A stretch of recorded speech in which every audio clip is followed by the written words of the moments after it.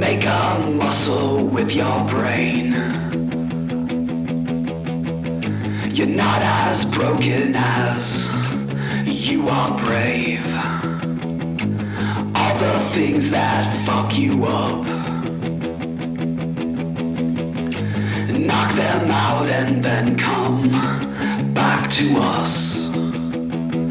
Tonight could be the roughest of your life. I know you're awake, dying to survive. Don't be afraid to want to be alive. What's going on, guys? My name is Aldeniro, and welcome to episode 67 of the Midnight Hour. And what an episode it's going to be. The fourth episode in 4 weeks. That's consistency that you can't buy unless you buy anything that isn't our podcast, because our consistency is terrible. As far as I can tell, this is the longest episode, and for me, one of the most interesting to record since probably episode 5. I know that episode itself has its own little subgenre of people who enjoy it, and this one is a lot along those lines. We're starting the episode off with Warpaint by Beach Slang. It's from their new album, A Loud Bash of Teenage Feelings, and it's the quietest and probably most mature song from an album that's absolutely laced with rebellious teenage rhetoric reminiscent of my college days.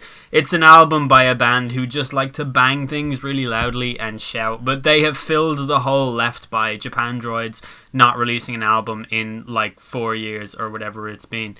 The song starts off with the line, "Make a muscle with your brain," and I think most people think of the brain as being just a muscle, which is of course wildly incorrect because it's an organ, but whenever I think of the word brain, it evokes this image of a minced meat looking zombie dream dish rather than the functioning compartments housed within it that give us these things like the ability to think or to dream or to imagine or, as they say in the song, to want to be alive. And that's sort of along the lines of what we'll be talking about today. Just the nature of consciousness and how strange it is that we can't really get to the heart of this thing that we presumably all experience.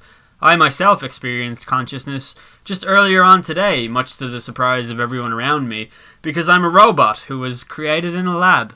Anyway, my guest today is Dr. John Shanley, a physician with an academic background in psychology, philosophy, and neuroscience, and together we solve the problem of consciousness for once and for all. Interestingly, John is the second doctor to ever appear on this podcast.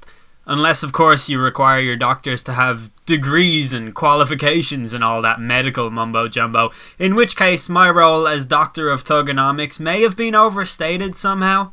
I do want to say straight up, this is a very heavy topic. It's very sciencey at the start, but then it falls into much more familiar ground, and I think that you guys will really enjoy it.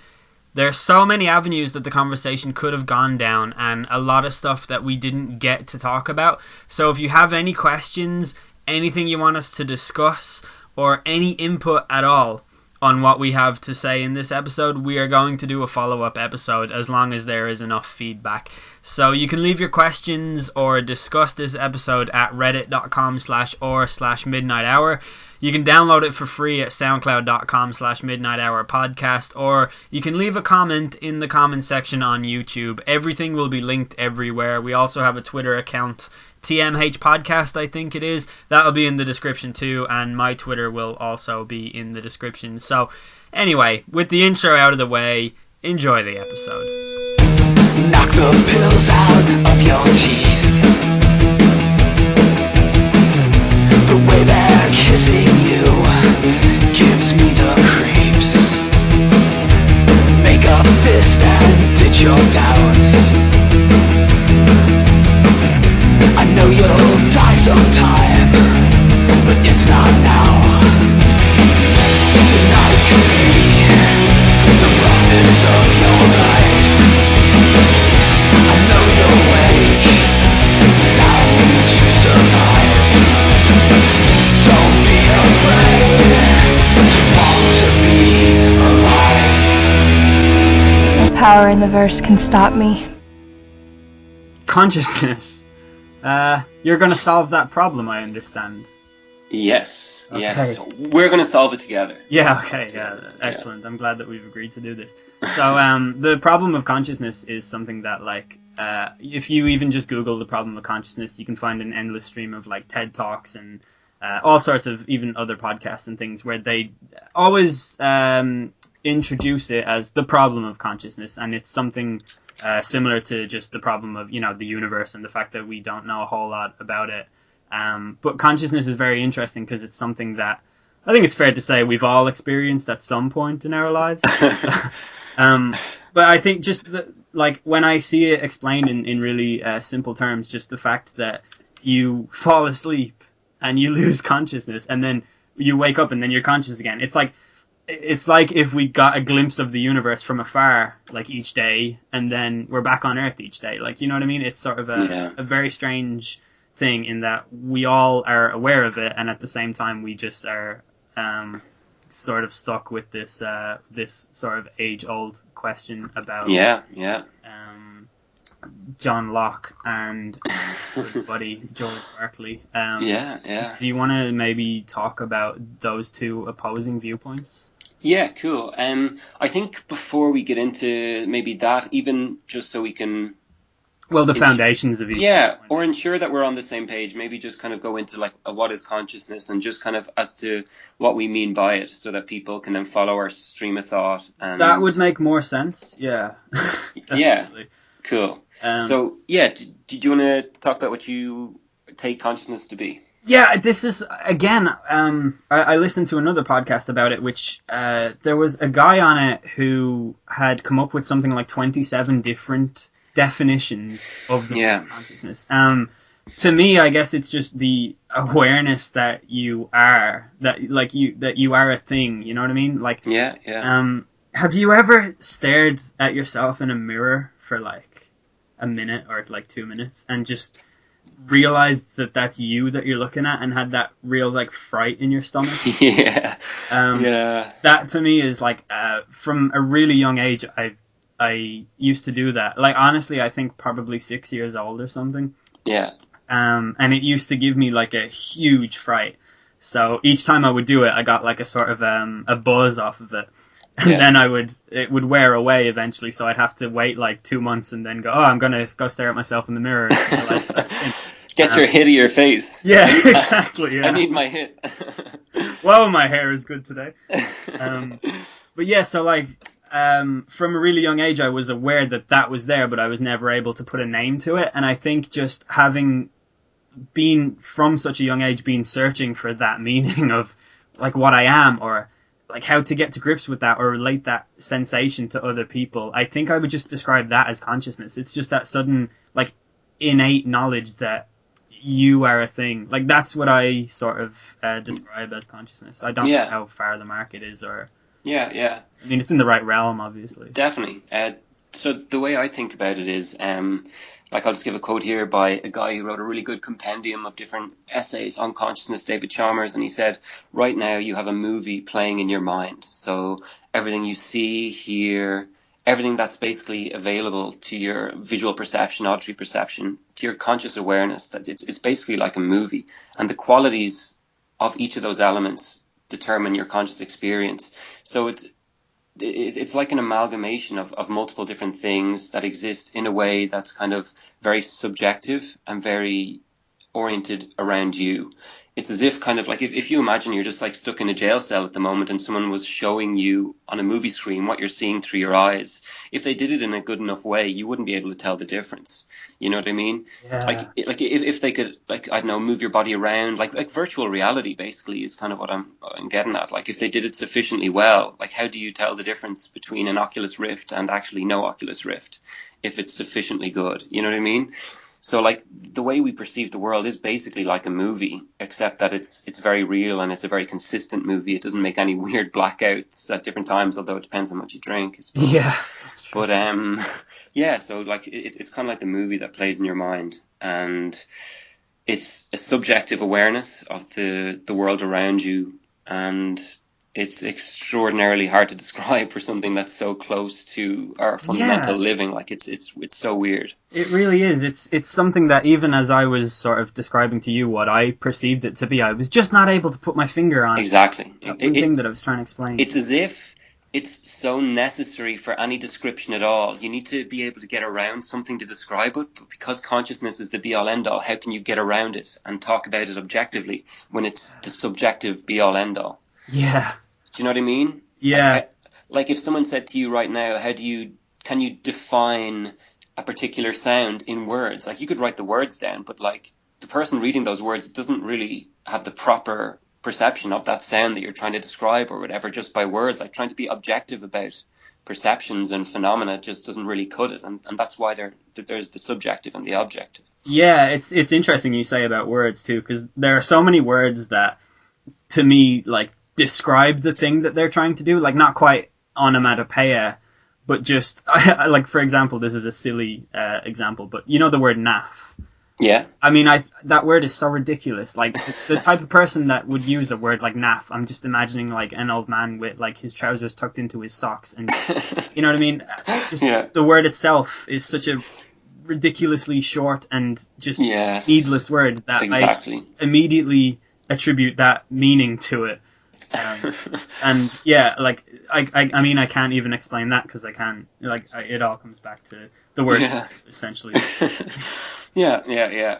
All right, cool. Well, now that we've settled that about Yeah. consciousness and our different stances on it, yeah, so I think historically it'd be a good place to start with the two 18th century philosophers who you talked about, George Berkeley, who was Irish, woohoo, and Yes. John Locke, who was English, boo. I know, but yeah, so just to set the problem, okay, so Locke basically said in relation to empiricism, which is the branch of philosophy that's oriented or centered around how we interpret the world and investigate the world, he said that all objects can be broken down into having one of two qualities, so primary qualities or secondary qualities.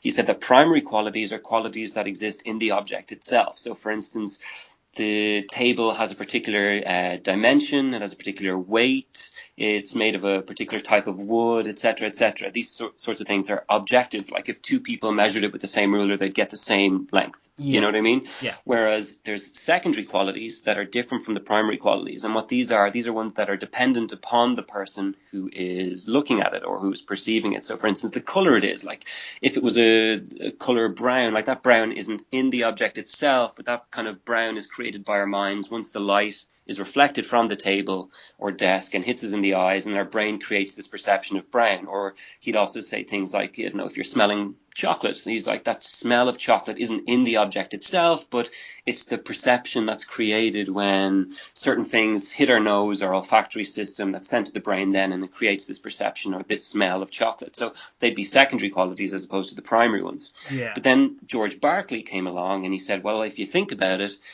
both primary and secondary qualities are sort of products of the brain, no matter what way you think about it. The secondary ones, of course, you're dead right, they're created by the brain, but the primary ones, they're still created by the brain. Like you're still requiring different sort of visual perception to come in, like when you're touching it, that's tactile perception. It's all going to the brain's all creating it itself. Sure, that's requiring an external reality to create this perception, but the perception that's created is in no way dependent upon the object that it's touching. Like dreamlike states prove that. Like in a dream, you can dream about a desk, you can dream about touching a desk. The desk can be almost impossible to disassociate from a real desk in your dream. So really, when you're talking about primary and secondary qualities, you can actually lump them together and call them both secondary qualities, because they're all dependent upon the brain. Whoa. Yeah. Okay. I read about Berkeley versus Locke, and it did not it did not translate as simplistically as what you have just described.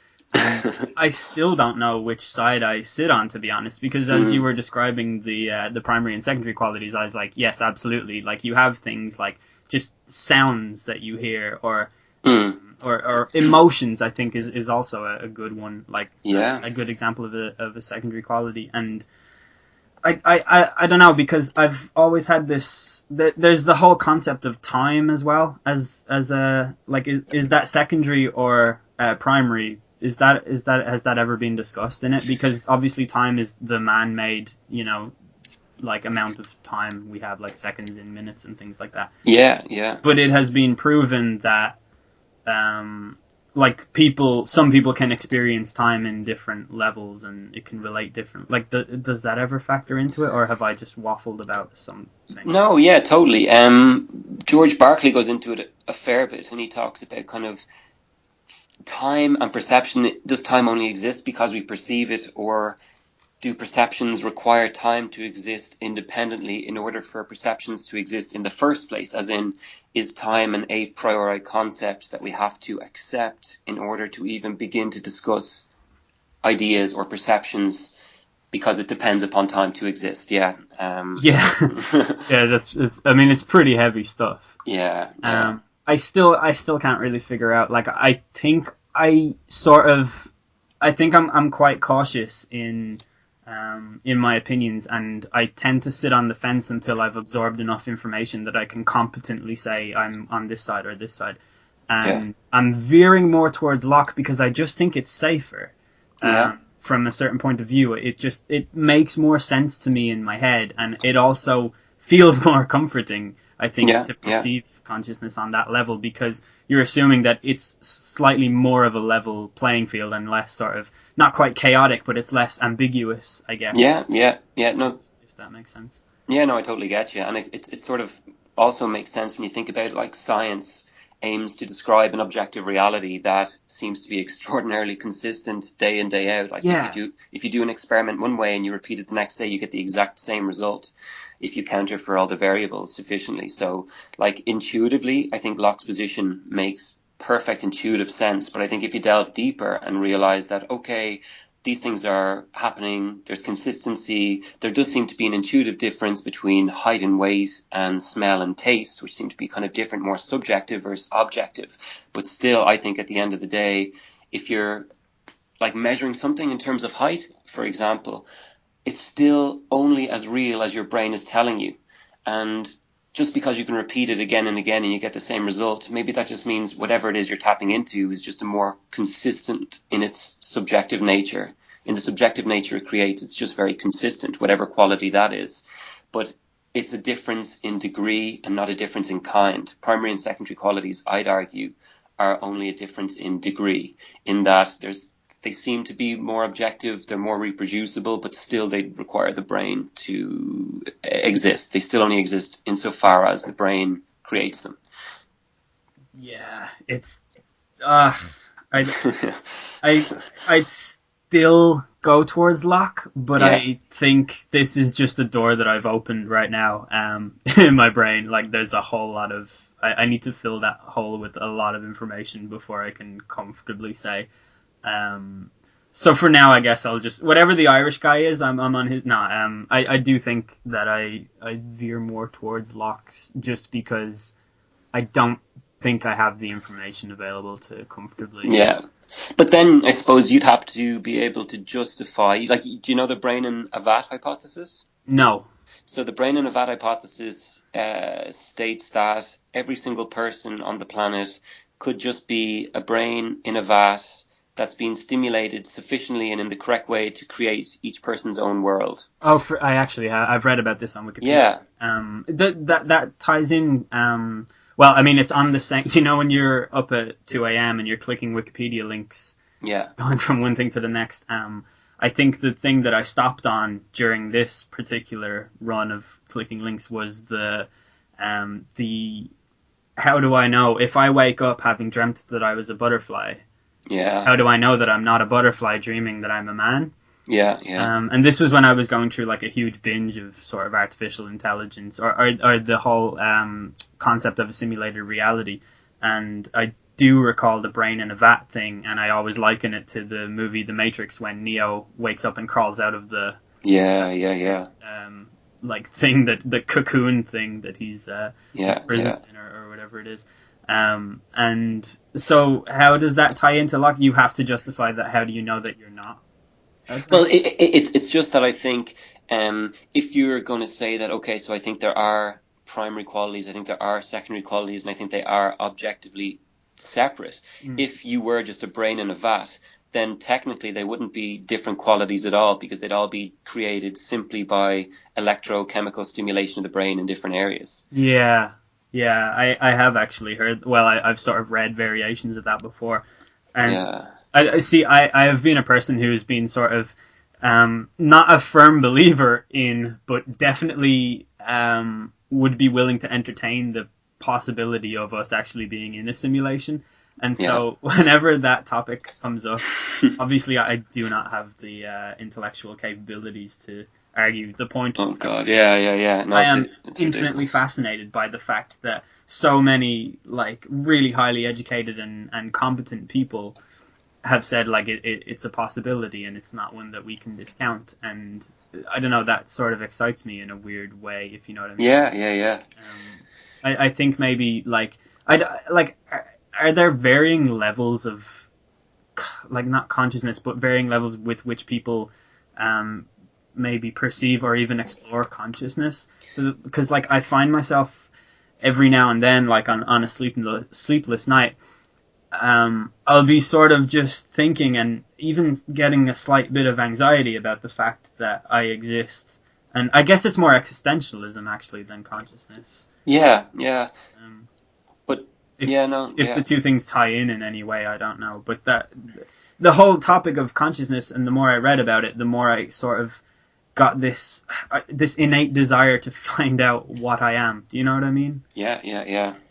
So if you could help me with that, no, just kidding. Do you want to move on to the Chinese room? Yeah, Because cool. I think that sort of is a good point to bounce off of after just sort of opening the door to simulated reality, because that relates to artificial intelligence in some way too. Yeah. The Chinese room obviously is like the thought experiment when it comes to the discussion of artificial intelligence. Yeah, exactly. Cool. Do you want to give a breakdown, or will I? I think you should do it. Okay, cool. So the Chinese room experiment, it was coined by John Searle, who wrote a really good book called Mind: A Brief Introduction.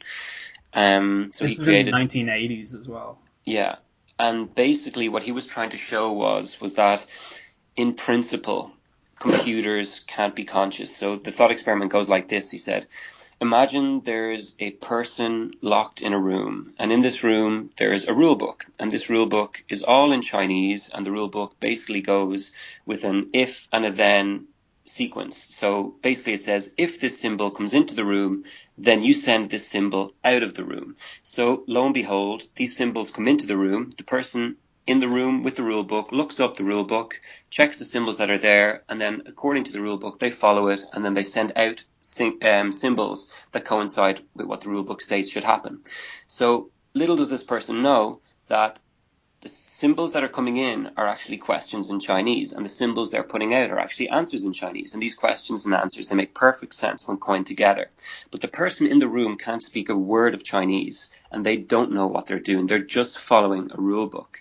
But if you were outside of the room and you were seeing what's going into the room and what's coming out, you'd be like, wow, this person really knows Chinese. Like for every question that's going in, the correct answer is coming out. We can basically put in any question and the correct answer will come out. But that's only because that the person in the room is following the rule book, and the rule book is giving all the right answers, even though that person can't speak a word of Chinese. So, for instance, someone who might believe in a computer's artificial intelligence would say that, oh yeah, computers are intelligent. Like, look, when we ask it a question, it gives us the right answer. Look how smart they are. But then kind of the John Searle's Chinese room experiment shows that there doesn't have to be anything that knows what it's talking about when it's doing this. Like, they could just be simply following a rule book. When an input comes in, they give the right output, and it gives the illusion of intelligence. But there's actually nobody that knows Chinese in that whole room. Like, that person doesn't know Chinese. The rule book is just a rule book. It's an inanimate object, and the symbols coming in and the symbols going out are all kind of inconsequential to what the person is doing. They're just following a rule book. Yeah, the same as a computer would. Yeah. This was contested, or at least when Deep Blue, which was a program, a computer program made by IBM, I think. Yeah, that's right. And it beat world chess champion Garry Kasparov. Yeah. In an actual like regulation tournament match. Yeah. And I think I always thought that was a really significant win for AI, if you know what I mean. Like a real, Yeah, definitely. yeah, artificial intelligence is definitely real. Like it's just fucking owned this chess guy.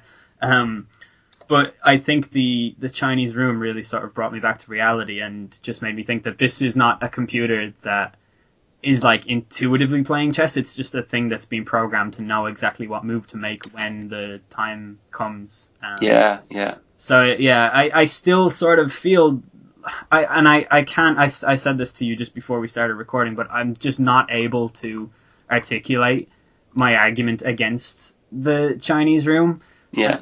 I guess like from a experimental point of view, I just cannot come up with any kind of alternative, which Yeah. is I mean, it's humbling that no one else has really managed to either. Yeah, true. Even mine's much greater than mine, but I do feel as though it's I don't know. I just have this sort of like a pathological Propensity to just adhere to artificial intelligence. yeah, or like I sort of feel like it's disingenuous in some way because it's coming up with a thing that's like, no, artificial intelligence can't exist because it's just going to do all this stuff.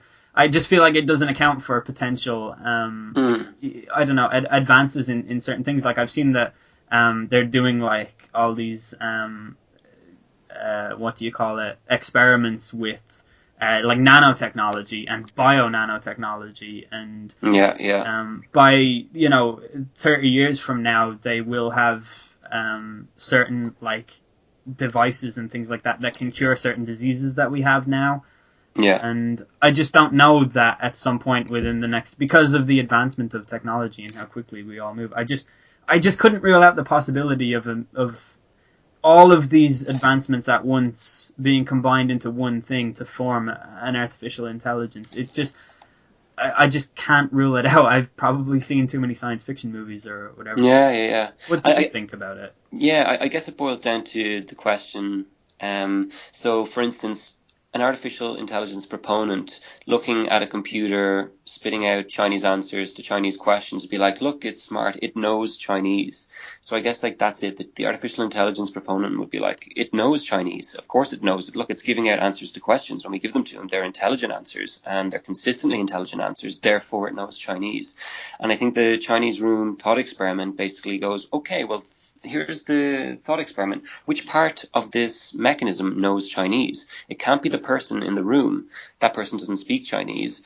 There's nothing else there that's anything other than an inanimate object. Just what is it about this thing that knows Chinese? So I think you have to be able to answer what actually knows Chinese in the Chinese room experiment and then extrapolate that out to a computer, which is obviously much more convoluted and complicated, but the principle is the same. So until you can say kind of what knows Chinese in the Chinese room experiment, then you haven't really made any headway in trying to prove what knows Chinese in an actual computer or computer program. It's sort of I don't know what the exact definition of artificial intelligence is, or rather Yeah. what the arbitrary components of artificial intelligence are before we allow it to be officially something that is artificially intelligent. Is the Turing test still like the legitimate one? I think I mean the fact that the Turing test, for those that don't know, the Turing test was invented by a guy called Alan Turing, and it's the idea that if you have a bunch of people in a room and they're all on separate computers, and some of the people in the room are talking, using their computer to talk to other people in another room, and some of the people in the room are using their computer to talk to another computer, and basically at the point that those people who are talking to the computer don't know that they're talking to a computer and they assume that they're talking to another person, that computer is then granted the consciousness. It is conscious in that sense. It is very arbitrary. It's just ascribed consciousness, which I feel is definitely disingenuous. But then, if it is given consciousness, does that constitute artificial intelligence? Like, obviously not, because it wouldn't pass not the Chinese room test, because that's not a test, but it falls under the category of the Chinese room thought experiment, and it's just something that spits out information based on what it's asked, rather than something that is comprehensively Innate. Yeah, exactly. Yeah. It's for anyone having difficulty following, it's sort of like how Ben Carson is like, what is he, a brain surgeon? Yeah. And it's like if you were like, well, this guy is a brain surgeon, he's clearly intelligent. Let's try him in a different field, and then you put him into politics, and he is quite clearly not intelligent. Yeah. Exactly. Um, Or he's got a very limited scope of intelligence. Yeah, which I think, though, as a society, we do have a one-size-fits-all definition of intelligence, where if Yeah. someone is particularly skilled in one field, we just imagine that they're amazing in every other field. Like, Exactly, and regardless. yeah, much to the detriment of society sometimes. Yes. Yeah. Should we move on to the next? The next. Yeah, I think it would be good to talk about the brain itself, maybe, and the kind of neuroscience of the brain, and why the brain is so unique, and why consciousness is a problem at all, and why it may have arose in the first place. Yeah, I think that's a good idea. One of the things that when I was doing some research for this podcast, which I will say for the people who criticize my research abilities, you have no idea how hard I tried with this one, but this is one where intellectually I have been decimated by the information available to me.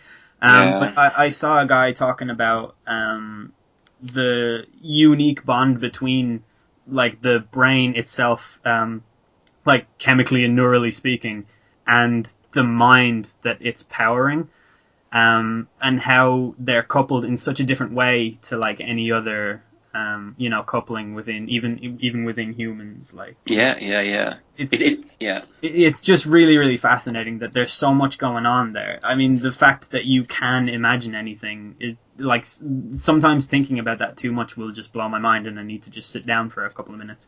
yeah. It's just the brain is incredible. Is to summarize what I was just saying. Yeah, no, it's the weirdest thing because like the brain works on two levels. So we have like the brain as an objective piece of matter, a physical thing. I don't think anyone would deny that something physical is between our ears, and it's a brain, and it's composed of neurons, etc. But Most then people, yeah, yeah, that's because some people don't have one, so we can't blame them. But yeah, but then on top of that, there's this kind of meta brain, which is our mind, which is kind of what the brain is doing. And it's like this weird thing that creates this movie that we experience. And it's not just neurons firing. Like every bit of transmission of energy in our brains is electrochemical, everything. But we don't experience electricity. We don't experience chemistry. We definitely don't experience something that's electrochemical. We experience things that are full of phenomena, like we experience sights, sounds, smells, emotions. We experience all these things, but these aren't electrochemical in there. Like you couldn't just quantify love in terms of how many, like what the amplitude is or the voltage, or you know what I mean? no, it's Like like how many butterflies I felt in my stomach. exactly. That's literally it. Yeah, Exactly. And like it's just the weirdest thing. The brain appears to do two things. It appears to work on an objective electrochemical level, and it appears to work on a conscious or mental level, and it appears to do both things simultaneously. And the conscious seems to be dependent upon the objective, which kind of gets in touch with like Descartes' mind-body problem, which is fascinating as well. But it's just the weirdest thing, and it almost makes you kind of say, in relation to artificial intelligence, if you're not dealing with an organic brain, then you're just being ignorant by ascribing consciousness to it, because the only thing that we know of that's in any way conscious is our brain. yeah, and there's this within the side of, or well, the part of the brain or the components of the brain that make up consciousness. The artificial intelligence debate, the way it plays out in science fiction is that they have brains, but they don't have hearts. And so there is this duality that I definitely feel like every single day, every decision that I make, I have a decision from my head and a decision from my heart. And they're Yeah. both coming from the same parts of the same thing. And I find that ridiculous to just. I don't know, is it a failing of language or a failing of all of the fiction, like all the movies, all the books I've read in all my life, but I do still genuinely even believe, Yeah. counterintuitively somewhat, that Yeah. there is a difference between what my head thinks and what my heart thinks. Well, did you know what the Greeks thought about that? The Greeks thought that it's our heart that gives us consciousness, and Hmm. they thought that the brain was just a blood cooling device. Wow. They thought the function, like possibly not all of them, hopefully not all of them, but it was common knowledge in ancient Greece that the brain was just there to cool down the blood around it. Wow. And they invented democracy. Just goes to show you. Yeah. But yeah, that is actually really, really interesting to know. Yeah. Like, on one hand, I'm like amazed that they knew the importance of both things. Like, so what if they got them one way wrong or the other? Like, whatever. But then again, the ancient Greeks like invented like astronomy before exactly. before the rest of the world knew that there were stars. Like, Exactly. you'd think Like, they should have really known more about that. yeah, no, it's incredible. Like, yeah, and the fact that like the fall of the Greek Empire, and then it took us up until the Renaissance and like the 16th, 17th century to get back to where we were 1600 years before. Like, if the Greek Empire didn't fall, we could easily be like relatively in the year like 3600 right now. You know what I mean? Yeah. Like, we basically lost 1600 years through the Dark Ages, through like the burning of the books and all this, that like the information and knowledge they'd acquired over hundreds of years, and we just lost it all, and it took such a long time to get it all back. It was a huge tragedy. Yeah. Yeah. Yeah. Absolutely. Yeah, so I think an interesting thing to talk about, I don't know, just a simple thing, is the color red. And I think that kind of gives a really interesting insight into the relationship between the brain, the mind, and then kind of just an easy kind of take home sort of, oh shit, yeah, this is actually really complicated when you just think about the color red. Yeah. So the color red, objectively, physically, is 650 nanometers, right? Roughly, I think it's a range, but you could say it's approximately that. Yet when we experience, just to imagine the lid off a Coca-Cola bottle, which is red, that thing that you're thinking of when you think of the lid off a Coca-Cola bottle, you're not thinking of nanometers, you're not thinking of electromagnetic radiation, you're not thinking of the number 650, you're thinking of a phenomenon, like you're thinking of that particular quality of it. And like I have a lot of problem with scientists breaking down the color red into, oh yeah, this is a range of nanometers. You know what I mean? It's like, Yeah. you're not capturing the color red at all. Like, imagine if a blind person asked you, "Oh, could you describe the color red to me?" And you're like, "Yeah, it's about 650 nanometers." I was like, are you really, like, after capturing the color red there, like, do they, like, literally, do they have any idea as to what the color red like feels like by you just saying, yeah, about 650 Well, nanometers? maybe you don't think of it that way, but I think of all my colors as nanometers. All the colors of the rainbow. How else would you describe it? Exactly. But like it's just so weird. Yeah, it is. That they and they kind of equate red with this wavelength in numerical form, and it's like it's completely missing the wood for the trees. You know what I mean? Yeah, absolutely. You completely lost the essence of red when you talk about it in numerical form. It's like this really powerful color that has like spelled like so many different fates throughout history and humankind, and they're like, yeah, in nanometers it's approximately. I mean, Yeah. And yeah, exactly, like, it's just so weird. And like when you think about that Coke bottle as well and the lid on it, like that red that you are perceiving, that isn't in the lid itself. That your brain is creating that and applying it to it, because that's what happens when the light that leaves that lid hits your eye and it's transduced electrochemically through your brain. That's what your brain creates, that color. That color isn't even nearly in the object itself, and that's what's so weird as well. yeah, Like, we synonymize, so to speak, our perceptions with reality, but they're so different. Like, our brain changes reality in inverted commas completely, and we just basically learn to synonymize them and think that, oh yeah, this is reality. Like, that color I see in that is there when I turn the light off, but it's not. You know what yeah. I mean? That's actually a. I used to do a like video series where I played a game of FIFA and asked people to send me questions that they would like answered, because that seems like a perfectly normal thing to do. Yeah. But one of the questions I used to get quite regularly was, say, is your red the same as my red? Exactly. And I would never answer it because it's a head fuck to think about, Yeah. but just to try and explain that concept. Like, Exactly. I know one of my friends used to do the same series, and that's who I stole it from. But one of the questions that he got was, what do blind people dream? Like, what happens in a blind person's dream?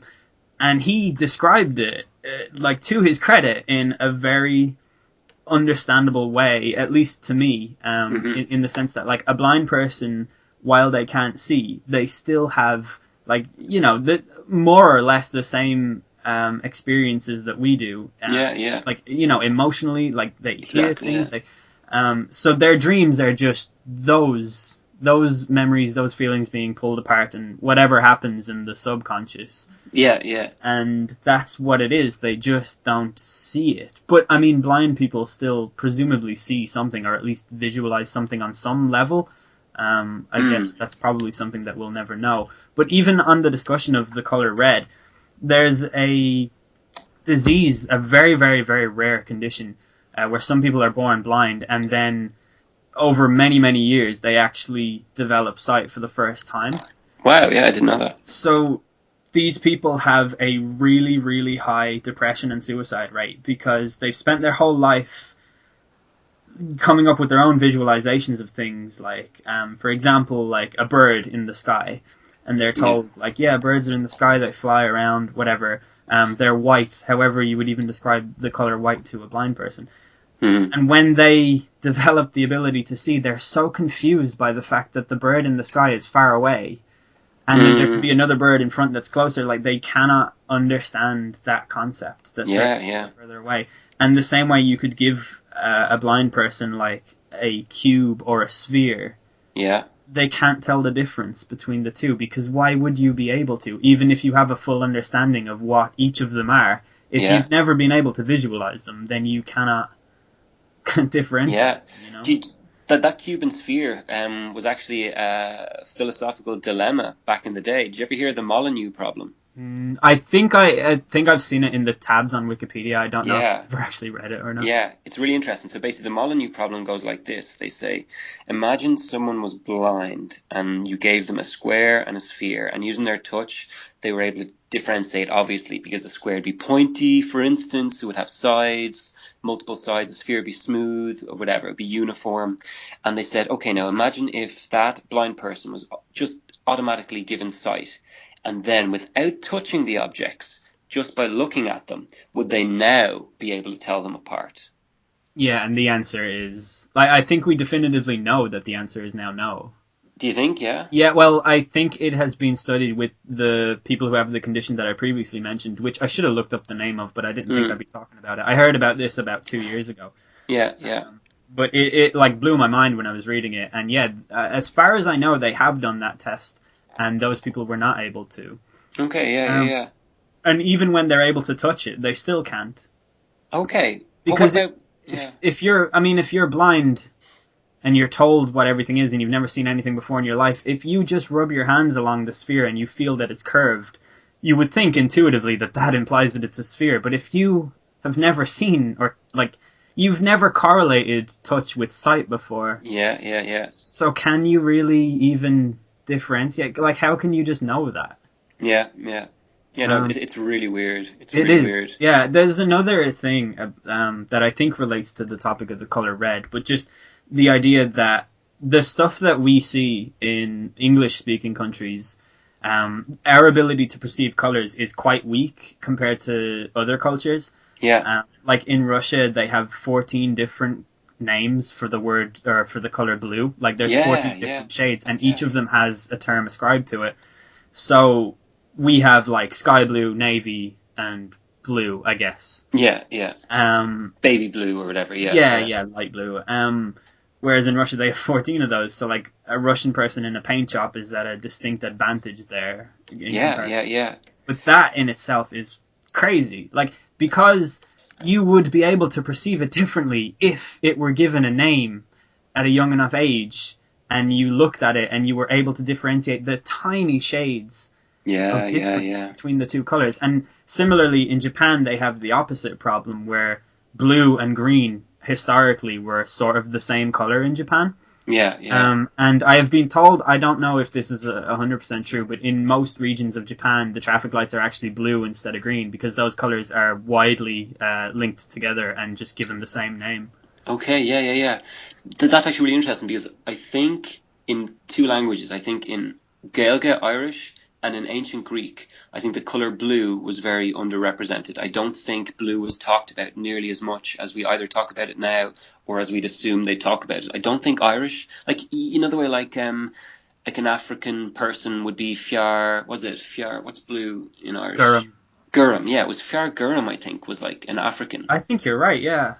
And I think the ancient Greeks as well didn't have a word for blue. Like, they talked about the sky, they talked about the sea, but when you think about it, like, blue doesn't crop up in nature too much. No, and I think that there's actually texts that have been translated that show that not most, but like many of the ancient civilizations that we study in the Western world referred to the sky and the sea as green, Yeah, or yeah, something yeah. closer to green. Similarly, I don't believe that the word orange was ever given a term or a name. I think it was also lumped in with red for a long time. Yeah, yeah. So things like fire and the sun were just red, like they were. Yeah, yeah. Referred to. And it kind of makes sense when you think about it, because orange isn't just a color, it's a fruit. So maybe we just took orange. Yeah, I You would know what I imagine mean? that's Like, maybe we came up with a word for the fruit first, and then we were like, oh, well, we'll call the color the same thing. I don't know.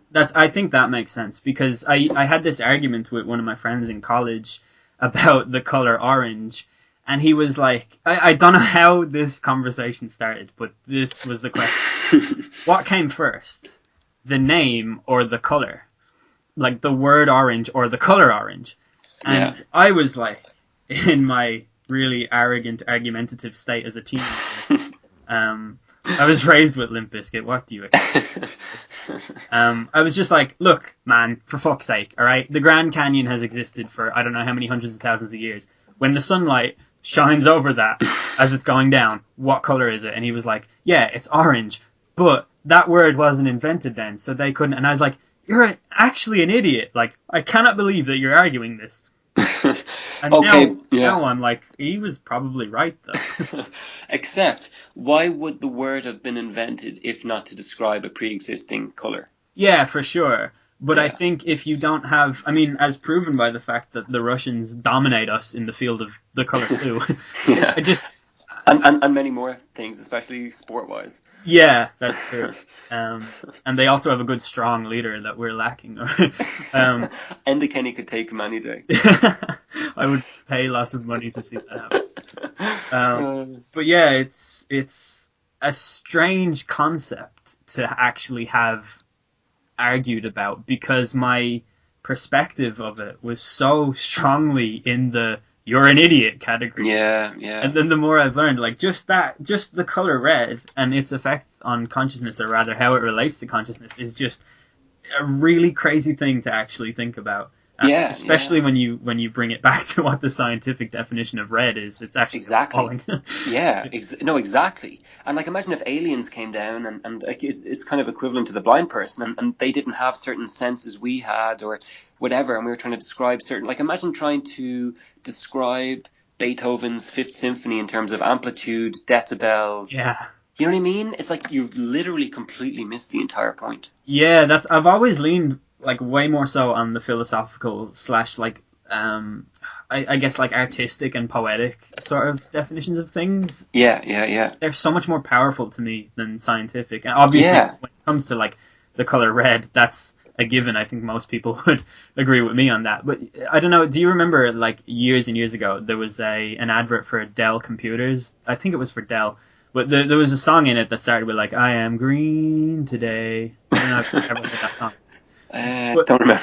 it said "I am green today." I chirp for joy like the cricket song, which Okay. is a nice definition of the word green.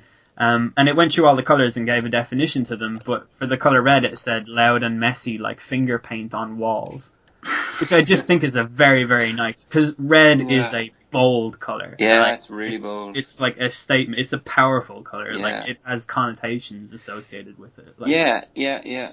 Some Um, people say that red is like brass instruments playing loudly. yeah, that's nice actually. Yeah, Yeah, yeah. it is. Yeah, it's like I have a few tattoos, and all of them are a combination of red and black, because I just think it's incredibly powerful to look at. And because you want to be Dennis the Menace. Dennis the Menace is my idol as well. Yeah. No, Uh, I think as far as pairings of colors go, black and red is up there with like the best of them. yeah, I mean, Coca-Cola, the A- swastika. AC Milan. Yeah. I think Shelburne black and red? I think they are red and white. Okay. Who am I thinking Bows. of? Bows, shit, yeah, that's it. Yeah, they're red and black. My football ignorance is showing. You'll actually find that, well, you already know this, but, football ignorance is actually a good thing. Yeah, no. And I say don't that as a lifelong football fan. I wish I wasn't sometimes. Which brings us to our next point, the football debate. Yeah. We argue about who's better, Tottenham or Arsenal, for the rest. Exactly. Actually, yeah, no, so there was something I wanted to ask you there. When you were talking about words and your example about orange, did the word orange exist before the perception of it? And I was like, have you ever heard of the Sapir-Whorf hypothesis? No. Okay, so this is really interesting, actually. So the Sapir-Whorf hypothesis states that if a word for something doesn't exist, you can't even think of the concept because your thoughts are constrained by language. Oh, yes. And that's what George Orwell utilized in the book 1984 when they were like cutting out words of like revolution. Yeah. If you want to subdue a people, just like get rid of all the words that are synonymous with revolting and revolution and uprising and mutiny. Yeah. And then they won't even be able to think of the idea of revolution because the word doesn't exist to them. It's really interesting. Well, it is the nature of language and its impact on your general perceptions of the world is actually phenomenal. And I think it's something that's understudied or at least misunderstood or not understood well enough. There's on the Cracked podcast, they sort of regularly talk about this, and the idea that there's this tribe in New Zealand, and they have been, they are the same now as they were since their inception, you know what I mean? Like they're an indigenous tribe who have been the way they are now for thousands and thousands of years. Sure. And their language doesn't differentiate between things like left and west.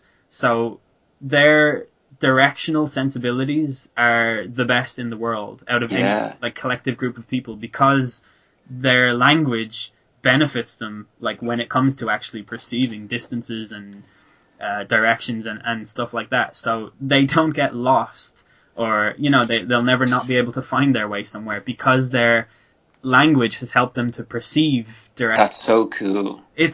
They basically got like a sixth sense for directions. Yeah, completely. Yeah, it's an advantage to them. It's like a superpower. Like it's something that has just been instilled into them by something as simple as language. That's so cool. Yeah, it is, and I think that idea about the take away the word revolution, they won't know what a revolution is. Isn't there a famous school of thought? I don't know. Is it from the I nearly said the Art of War. Or one of those things where if you want to enslave a people, you take away all their books and stop them reading because... it's actually... There's a rapper called Akala who is from London and he has a line about that where he's like, it's well known that intelligent people will take their freedom. Yeah. And I think there's definitely a lot of truth to that too.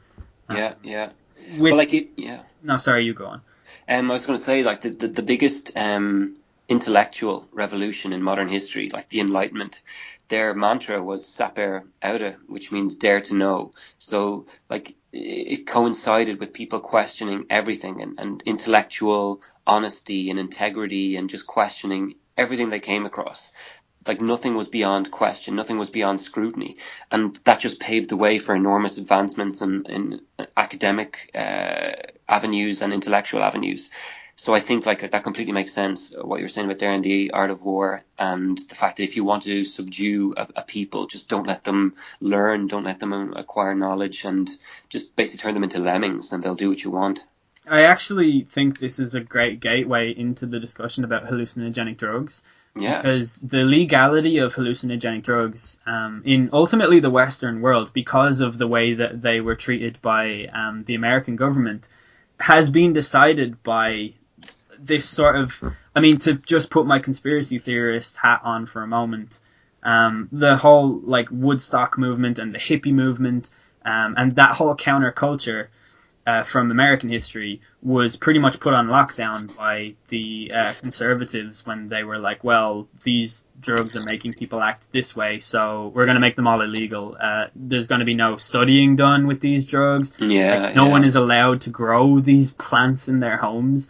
and things like that. And I mean, I never like verge into libertarian tendencies or things like that, but I do find it baffling that you can put a law down to say things like you're not allowed to grow a weed plant in your stuff like that. It's an interesting discussion because the CIA conducted like several actual conspiracies where they did all these experiments on like prison inmates and different subjects with drugs like and U.S. soldiers as well. Yeah, that's right. Yeah. Yeah. They tested caffeine really strongly on U.S. soldiers too. Okay. And they determined that caffeine was like this super drug, which is like really interesting. But the a lot of the tests done with LSD and stuff, I don't think they actually came to like many conclusions with them. I know that like several notable people were part of those experiments, or at least had parents who were part of those experiments and things like that. But the whole discussion about hallucinogens in American culture, for as long as I've been alive, has just been on complete lockdown. And they relate to consciousness in a pretty major way, I think. Yeah, exactly. Most people who do strong hallucinogens will claim that it's a life-changing experiment or a life-changing experience, and that it opens up all these new avenues within their brain that they never knew were there before. And I think that's actually a really important thing. And I'd never endorse drugs because I don't really fully understand everything about them, which again is because they've never really been studied enough outside of anecdotal evidence. Yeah, totally. But yeah, children, just do all the drugs. I think LSD is a unique one. I was listening to a podcast there recently by, do you know Sam Harris? I know the name. Yeah, he's like an American neuroscientist / public speaker in a kind of critical thinking. He's very intellectual. He's one of the four horsemen along with Christopher Hitchens, Richard Dawkins, and Daniel Dennett. He's an extremely intelligent guy. Is he also like a funny guy? I think I might have listened to his podcast once and actually found it to be quite, like, for someone like me who hasn't got a strong grasp on science or the scientific community, I think I found it quite accessible because of humor. Yeah, he has an amazing podcast on hallucinogens, and he basically confirms what you just said there, and he's like, I experience things in a way that's completely different to how you experience them in everyday life. And he said it opened great, positive, amazing doors, but he said it also opened up terrible doors that made him feel like he was in hell for eternity. And so he was just showing the two sides to the coin of LSD, that like he could open these amazingly positive, enlightening doors, and he'd go to this kind of mental Shangri-La where he'd experience everything, and it's amazing. And he's like, sometimes when he did it, he was sent to hell, and he said these were the worst places he's ever been to, like, in his life, and that he never wants to go back there, but they were as real as reality is. Like, it just shows the two sides of the coin of LSD. It's really interesting. And just kind of like what the hell influences the trip you have, I think, is fascinating. You know, people say it's the friends you're with, it's the mood you're in.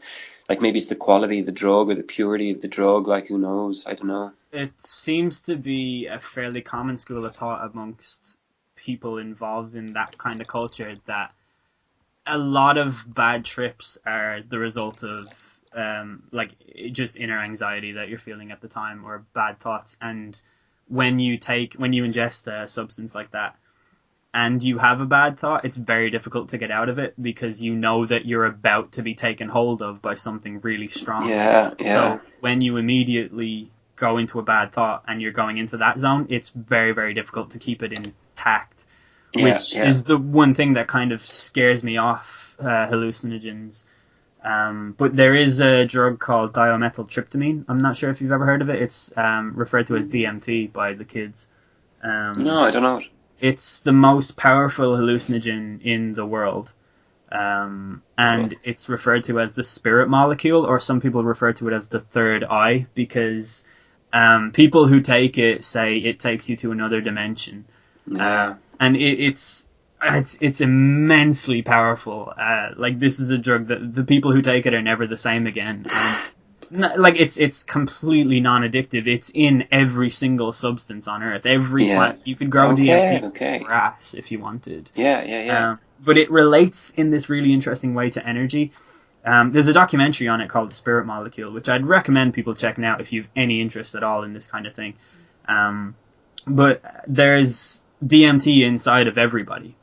It is a well-held belief, or at least theory amongst scientists, that DMT is in your pineal gland, and when you fall asleep, your brain induces DMT, and your pineal gland induces DMT into your brain, and that's what dreaming is. And when you take DMT, the chemical from, like, you can smoke it, or I think you can inject it, but I'm not sure.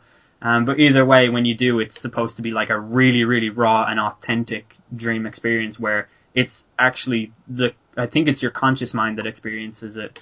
That's amazing. Yeah, it's probably the most fascinating, like, drug, or even just sort of a, weird countercultural symbol thing that I like to research, because like, I don't know, there's always been this, like, recently I've started suffering from sleep paralysis. Okay. Which is, as far as I understand sleep paralysis, you're basically on the bridge between your conscious and your subconscious, which is like a nice philosophical way of describing it. Yeah. But that interests me so much. Like, I find the whole, like I talked earlier about this simulated reality and how that's a really interesting theory to me. I also find the idea that this drug is a gateway to another dimension, I find that to be incredibly seductive. And oh my god, totally. Very exotic and, like, very interesting to me. Like, I've always said that, like, when I'm retired, in my retirement home, I want to try every drug under the sun. Like, like, fuck it, like. I don't even want to, like, be retired and then find out that, like, actually all this time I should have been doing LSD, and I would have figured out, like, all of the stuff I needed to know about myself. Because a lot of people who do strong hallucinogens will tell you that they saw themselves in a different way. And because, like, Steve Jobs has done lots of them. I kind of think he's, like, a bad example, maybe, because he talked a lot of shit, and sort of said a lot of, like, pretentious things that have later turned out to kind of be spiteful jabs at other people and things like that. But it's just interesting that so many influential people have been like, oh yeah, I did LSD and it was amazing. Yeah, totally. I wonder, would you said, like, DMT and its influence on the pineal gland and stuff like that. I wonder then, if they went to, like, sleep normally, would it affect their dreams? Like, would they dream less because, like, it's been hyperstimulated by this drug, and now it's like it needs, like, the same hit in order to dream again? I don't think there's any. I haven't read anything like that. I haven't read, because basically it's a trip that wears off after, like, 10 minutes. Okay, cool. From what I understand, it's pretty much just it's a 10-minute hit and that's it. There's no there's no negative consequences at all, kids. No, but it's like, it's non-addictive, and I mean, I'm sure pretty much every drug or hallucinogen can help to speed up the process of, if you have, like, a proneness or a genetic tendency to develop personality disorders or things like that. I'm sure drugs are not a good thing. Yeah, exactly. Yeah, if you have any mental health problems, like, it can really mess you up a bit, I think. Yeah, I think so. There is a huge correlation between heavy drug use and mental disorders. Yeah, and a lot of the people say that they're actually trying to, like treat themselves with these drugs. It's not so much, perhaps, that the drugs are causing the mental health problems, but because their mental health problems are so bad that they're maybe just trying to treat themselves.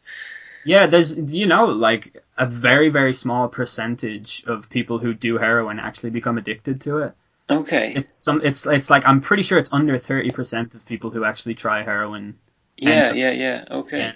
And there's, I think if you do heroin once, you have something like, I think it's a 33% chance of doing it again in the next, like, 6 years or something like that. Okay, interesting. Those figures are definitely wrong. When you read figures and statistics, they just leave your head. So exactly. Basically, if you do heroin once, you will never do it again for 1,000 years. Like, who the hell likes full body orgasms? Yeah, nobody at all. Yeah, who needs to find the meaning in every drop of rain? brain. Exactly. I'm just happy enough with that. You know, when you like rub your hand on your knee with your nails and get like, what's that, like a quarter orgasm? Oh yeah. I just do that like 50 times and it's amazing. I used all that up when I was like 16, and now I don't get it anymore. Used it all up. I'm digging into my knee all the time, and there's just nothing there. God damn it.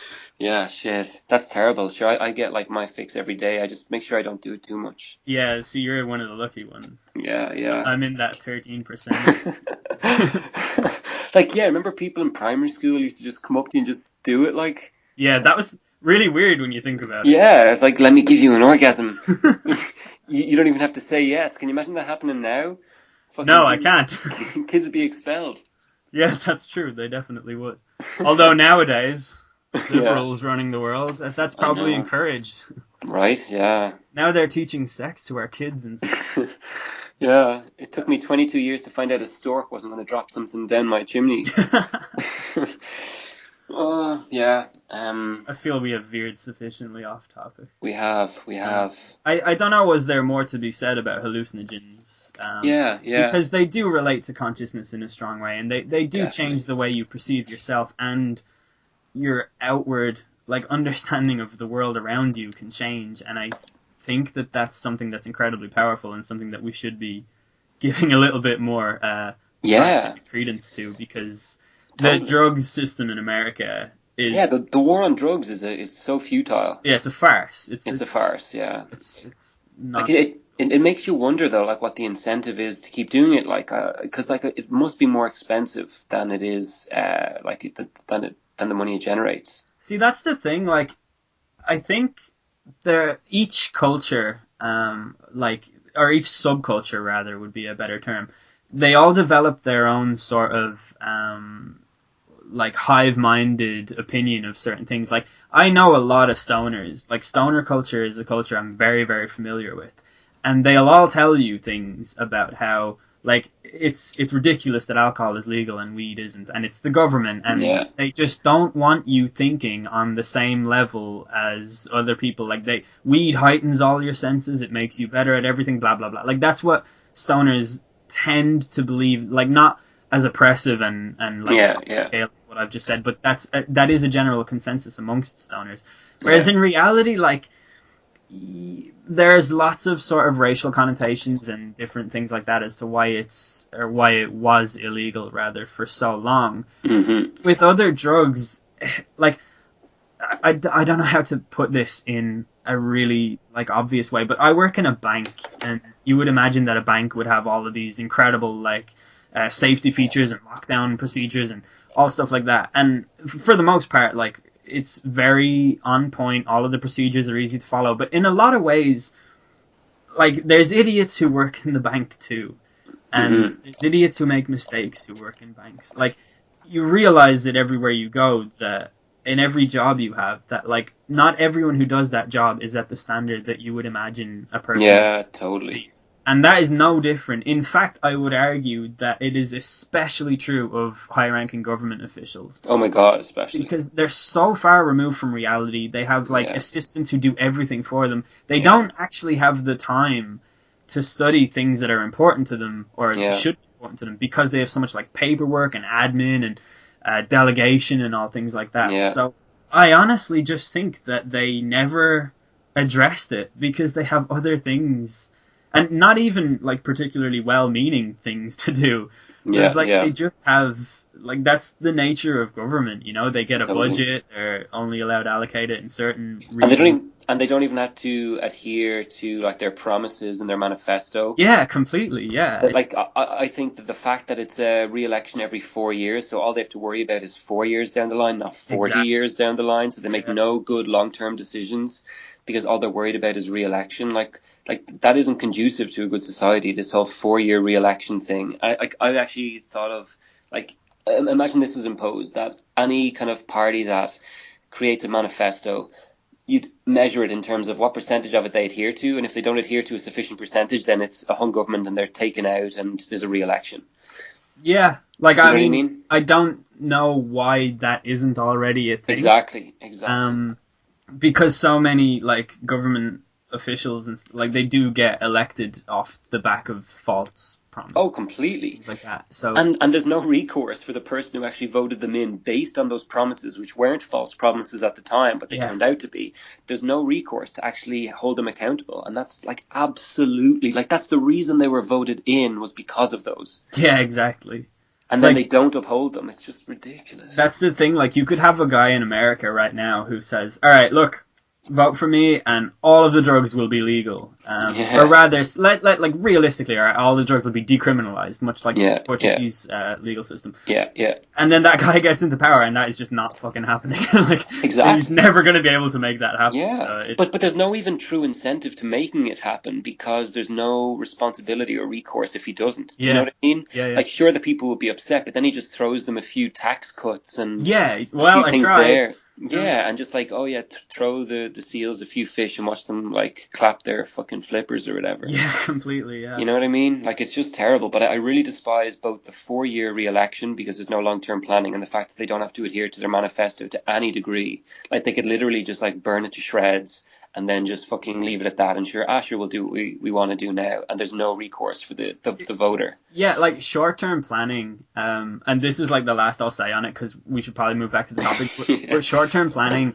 I genuinely believe will lead to the downfall of civilization. And I think we're in a really good place as a society in most senses. I mean, in terms of the statistical, like, you know, I say this a lot on this podcast because I cannot stress it enough, because I hate the fear-mongering. But like, violent crime is down, like everything is down, like traffic accidents, like overdose deaths, like all of those types of things. But we don't plan ahead, and we're still so afraid, and we're gonna burst this bubble and just die out in a fiery haze of viciousness. It'll be glorious. Yeah, it will be. Yeah, it will be insane. But yeah, ultimately, I guess that's what it was with the drug policy. Was it Ronald Reagan? I think it was Reagan, or maybe Nixon. I think Bill Clinton enacted some crazy laws that put like the 3 strikes you're out. I think that was under his administration. Yeah, I think and that you're saw right. the incarceration of a load of African Americans for petty crimes and petty drug crimes that locked them up for considerably long sentences. Yeah. And it's disgraceful. And then like you also have the like penitentiary system of like prisoners for profit, which is just disgusting. Yeah. And actual slavery. Like, like it's making money off the fact that people, and then you just know that the police are getting handouts from that to get more people, and then there's like, just like, even if it's done by the book, that doesn't mean the book is right, you know? Yeah, so. Exactly. It is. I actually think if you would be interested in coming back on the podcast, I think we have like lots of topics that would make for really interesting discussions. Yeah, definitely. Yeah, I'd love to. But the whole like drug policy in America is a little bit nuts. Like, not saying legalize heroin, but just like study like these hallucinogens clearly have like just very important implications for the self. Which, would this be a good time to talk about, like, do you have an answer for when people say, why talk about consciousness? Like, why try to understand it? Because there are plenty of people who just don't want to delve in there. Like, they just don't want to Like, I think, considering the fact that, okay, we have to assume we're all conscious, but I think, like, if you're denying it, I think it's a pretty farcical denial. Okay, so if we take it that we're all conscious, then I think it's extremely intellectually dishonest to sort of say that it's not worth talking about. Yeah, I agree. You know what I mean? And not only that, though, but if you're going to say that something else is more worth doing, the fact that something else is worth doing at all is because you're a conscious sentient being. Yeah. In which case, then your initial argument is invalid, and you're kind of upholding the fact that we should talk about consciousness, because there is something about it that makes things intrinsically valuable and worthwhile. Yeah. It's every time, like, it comes back to the definition of consciousness, I get a tiny bit blown away. Even though, like, obviously it's something that I've been aware of and, like, actively have been puzzled by and struggled with. It still excites me to just think that I am just this thing that's piloting a vehicle through a rock that's flying through space. Totally. It's the weirdest thing, and what I think makes it even weirder is the fact that we don't need to be conscious to have done everything we've done. Like, if you think about it, if we take the robot example and we say the Chinese room experiment does kind of prove that it's not conscious just because it can do incredible things. Like, we could easily be robots doing everything we're doing day to day, going to work, doing this, that, and the other, creating things, researching things, without being like, we don't need to be conscious.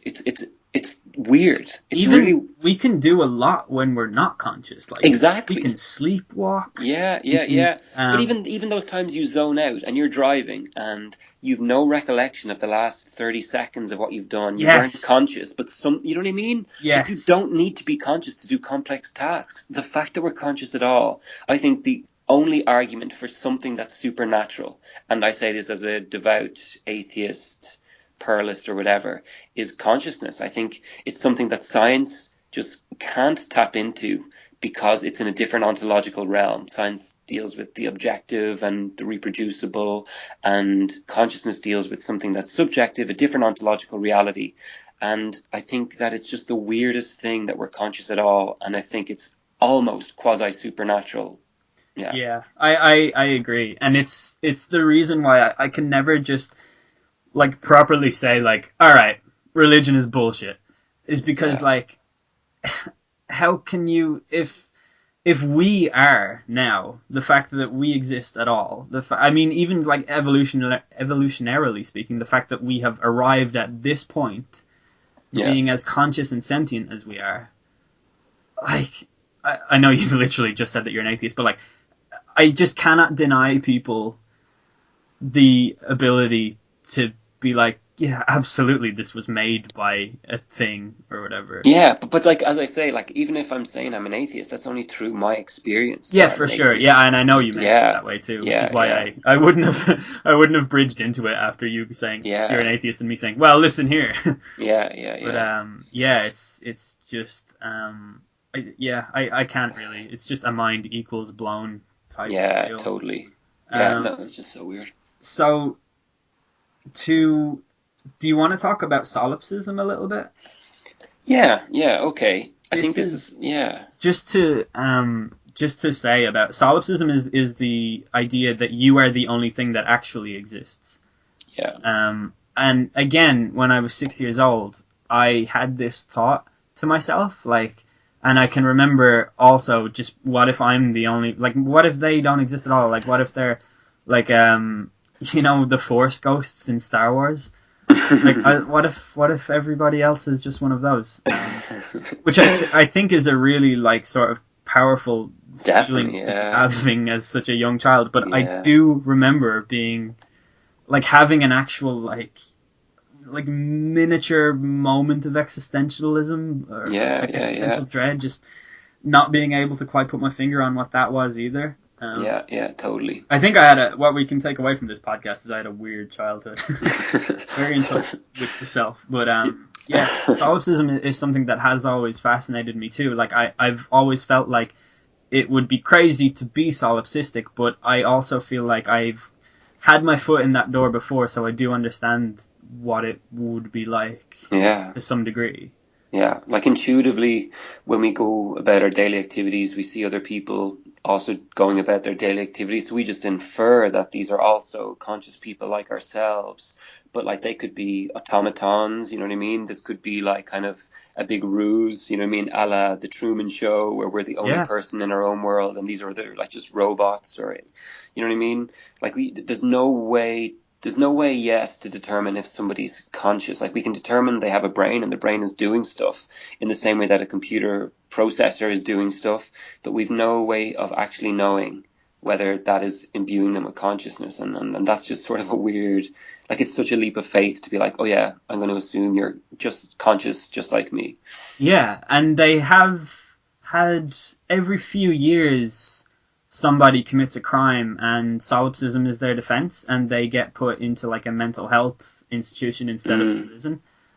Which I don't know how many of those are disingenuous cases of, people lie to get out of a crime, but I would imagine that would be in the minority because of the fact that it must be very hard to, like, definitively determine whether or not that person's telling the truth. So I think if you come across a solipsistic person who has committed a crime, it's probably pretty easy to tell that they're legit, if you know what I mean. And do these people think that they've created the entire world, that they're like God in their world? Yeah, I think, like, from what I can recall from my 6-year-old self, definitely not. Mm-hmm. It was more that it was like a Matrix type scenario. Okay. But that's based on nothing. I mean, like, for all I know, I didn't really think that when I was 6. My brain has just told me that I did. You know what I mean? Like, I don't trust my childhood memories for anything, but there's some semblance of a feeling in there somewhere that I pull out. But from the best of my knowledge, like about solipsism, it's not that they think that they're the one that rules it. It's that they think that they're like the only one. Yeah, they're not necessarily trapped in it, but they are participating in it. Yeah. Which I think it's not even that far away from what it's like to understand your own consciousness. It's just sort of like, I can kind of almost sympathize, or at least see how someone could get there. Yeah, like it's a logical conclusion. Yeah, for sure. It is, but it just isn't conducive to a functioning society. Yeah, at all. Exactly. Yeah. Yeah. That's actually, there's a huge philosophical school of thought about that, like the prisoner's dilemma, and just like just numerous other things, like why are people good? Is that a thing that is like intuitively? Because it's probably not. It's taught down from like. I think that's probably why religion was popularized by governments in the first place. Was here's the commandments, you better obey all of these things. Yeah, it was a control mechanism, basically. Yeah, for sure, yeah. Yeah. A really successful one, too, in terms of how far we've come as a society. Definitely. It doesn't... Sorry, go on. No, you go. I was going to say, like, it doesn't seem like we found a better way to make good people do bad things than to say, well, the Holy Book says do it. That's what I was going to say. Was that I've actually read some things that sort of point to this. As we get less religious, we get worse as a society. Yeah. And not necessarily in terms of crime, because as I pointed out earlier, crime is actually, we're doing pretty well in that sense. But in terms of other, like, just things like narcissism and greed, and those were things that were previously kept in check by religion and the fear of God, whereas now they're not. So people... Yeah, they're kind of embellished now, nearly. Yeah, for sure, yeah. In fact, I would say that in this era, I'm noticing way more that it's just so much more acceptable to quote unquote sell out nowadays. Yeah. Because like I just remember being younger and like so many bands I would like, they did the whole sell out thing and people would go crazy. Whereas now I feel like people are way more behind that, and people are so much more willing to, or so much more accepting to the fact that, well, they're doing this for the money. Obviously, yeah. Why wouldn't they? Yeah, which is pretty interesting. Yeah, it is. But I suppose that again is veering away from consciousness. Yeah, and I also think it's a strange thing as well. Like when we're nice to people, like when we're say putatively selfless in relation to other people, like when we give like money that we've earned and we like give it to a poor person, a homeless person on the street, like we're literally negating some of the positive value of ourselves for the benefit of someone else. But it feels good. You know what I mean? It's a strange thing that it feels good to be selfless. Yeah. Then that obviously begs the question that is it really selfless if you're getting something out of it, i.e. if you're feeling good? But just the fact that like altruism, like as far as we talk about it, like it feels nice. Like, we feel good about doing it because like if you think about like Darwin, survival of the fittest, surely it's counter survival to give a portion of your food to someone else when you're trying to survive and pass on your DNA and mate and have progeny. But it still feels, you know what I mean? It still feels good to be nice. It's just, it's a very strange thing. But is there an argument there too that you're giving something to a fellow human to strengthen the species? Like, I don't know. Yeah, but like you could also argue then that human is your competition when it comes to finding a suitable mate. True. Yeah, that does tie way more into survival of the fittest, I guess. Yeah, it's just funny. It's a lovely part of human nature, It's a very heartwarming, and the fact that it exists, but that it exists is kind of strange, I think.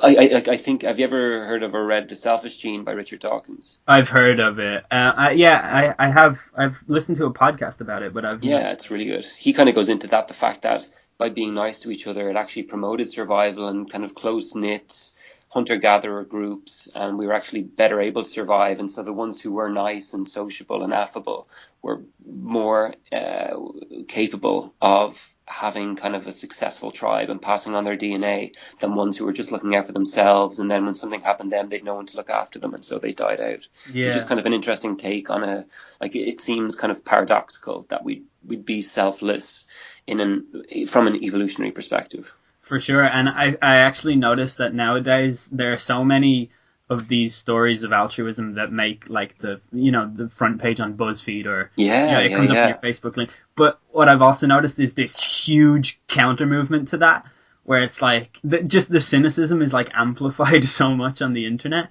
Yeah. And I wonder, is there going to be a point in the near future where there's sort of a real disassociation with altruism because I feel like greed and just the idea that we are actually all in it for the money, I feel like that is becoming really pervasive now, where before it was suppressed by at least the lie or the comfort that I did it for the money, but I needed it to feed my family. Yeah. Whereas now it's just so, everyone is just so cynical. Like I don't know if you remember that story of the guy who he owned a company and he took a pay cut, so he would only be getting $70,000 a year. So there was some backstory to that, which apparently he asked for the raise from his brother, with whom he co-owned the website, and his brother wouldn't do it.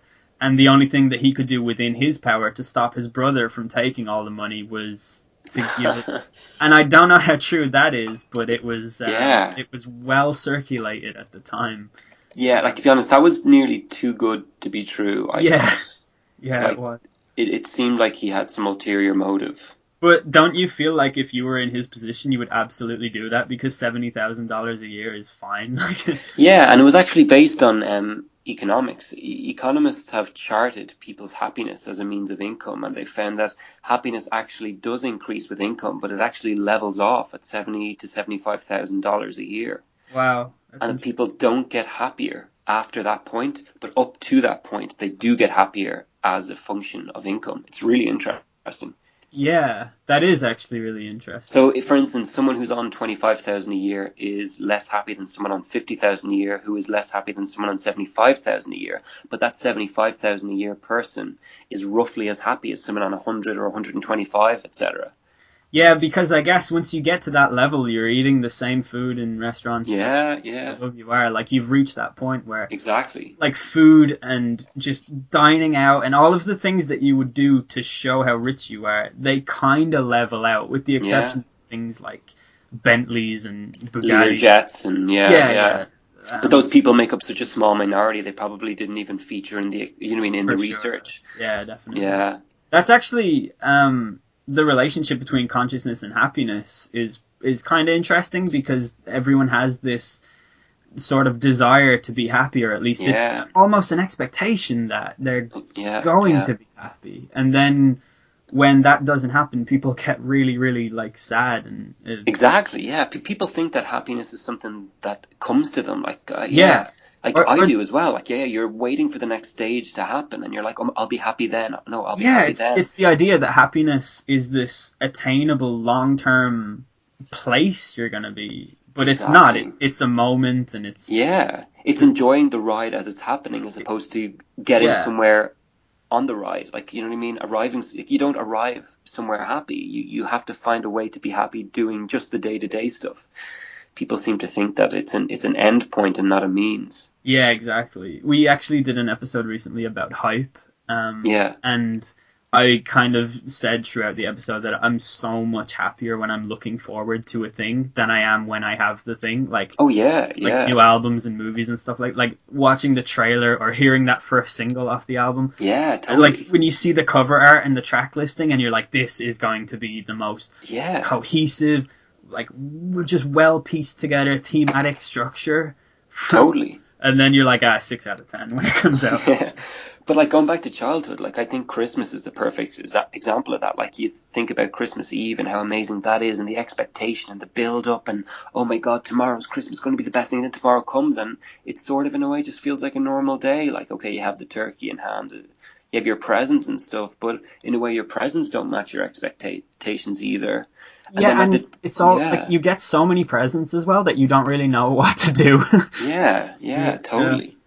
Like Christmas Eve to me was always like the best day because there was just so much kind of optimism, and you also can't ruin something that hasn't happened yet. So Christmas is this kind of perfect thing that's going to happen tomorrow and nothing bad can happen, and but then when it happens it's victim to reality where things go wrong and people are unhappy and fights break out and stuff like that, you know what I mean? Yeah, people are going to be listening to this and they're going to be like, "What the fuck did you guys get for Christmas?"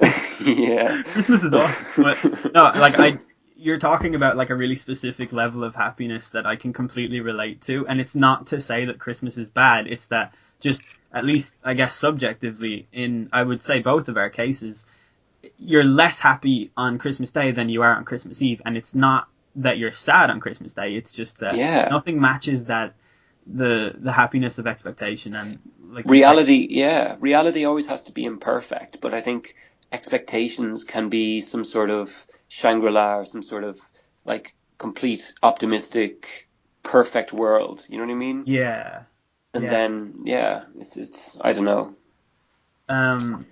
Should we talk about animal consciousness? Yeah, okay, cool. That's a really nice segue. I just did. Yeah. From Do behaving reindeers experience consciousness?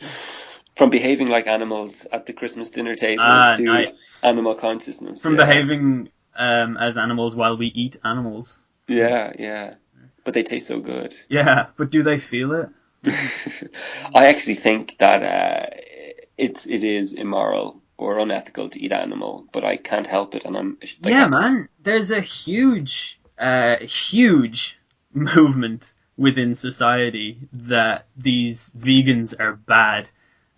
yeah, Vegans are all women with short hair. They dress like boys. They have synonymous with earrings. feminists. Yeah, absolutely. There's nothing more dangerous on the internet than a feminist or a vegan with like it's really I find it really interesting that there's these schools of people on the internet who are like widely regarded to be like amongst the most annoying people like on there, and there's feminists and vegans, and then on Yeah, the other side there's like atheists who have like come in there as being the worst people, like they yeah, actively seek out arguments with religious people and stuff like that. yeah, It's crazy. Like they're both on the opposite sides of the coin mostly because I yeah. think just in the subcultures that they tend to hang out in, there's no overlap whatsoever. So Yeah, they end up. But I think veganism, like I could never ever do it. yeah, And I think people coming up to me and telling me that what I'm doing is immoral, like I don't care for that at all. Like don't yeah, preach to me. I don't need it. yeah. But veganism makes sense to me as a moral choice. Like I Definitely. think it's quite progressive, and I really applaud people who have that discipline and just that passion to believe in it so strongly that they won't eat even things that were made with, things that were made while an animal was looking at it being made. And Yeah, animal products like milk and yeah, cheese and yeah, no, like I definitely think it is the ethical choice. yeah, Yeah. for sure. And like I'd love there to come a day where they can grow burgers in a lab and you can have it then, or you know what I mean, where there's Yeah, no animal suffering. they did one a couple of years ago. Yeah. Apparently, it didn't taste great though. Yeah, because I think it was just pure protein. I don't think it had any fat. And like Yeah, fat is like what makes it kind of tasty. you need that. Yeah. But yeah, but it just even though I know it's ethical or I feel it's ethically wrong to eat it, I just can't help it. Like, Yeah, same. Yeah, yeah, it's. But do you think that comes down to just like lack of discipline, or because I say this because I really really strongly believe that we understand ultimately nothing about the nature of addiction and what addiction actually is. mm, When we think of addiction, we think of vices and things like cigarettes and alcohol, whatever. We don't think of things like like Doritos and oh yeah, like we don't think of stuff like that, and I just wonder that. Facebook, Yeah, exactly, absolutely. yeah, Yeah, like Facebook. fucking hell, like who knows what like kids are going to be like in 20, 30 years. Like, you know what I mean?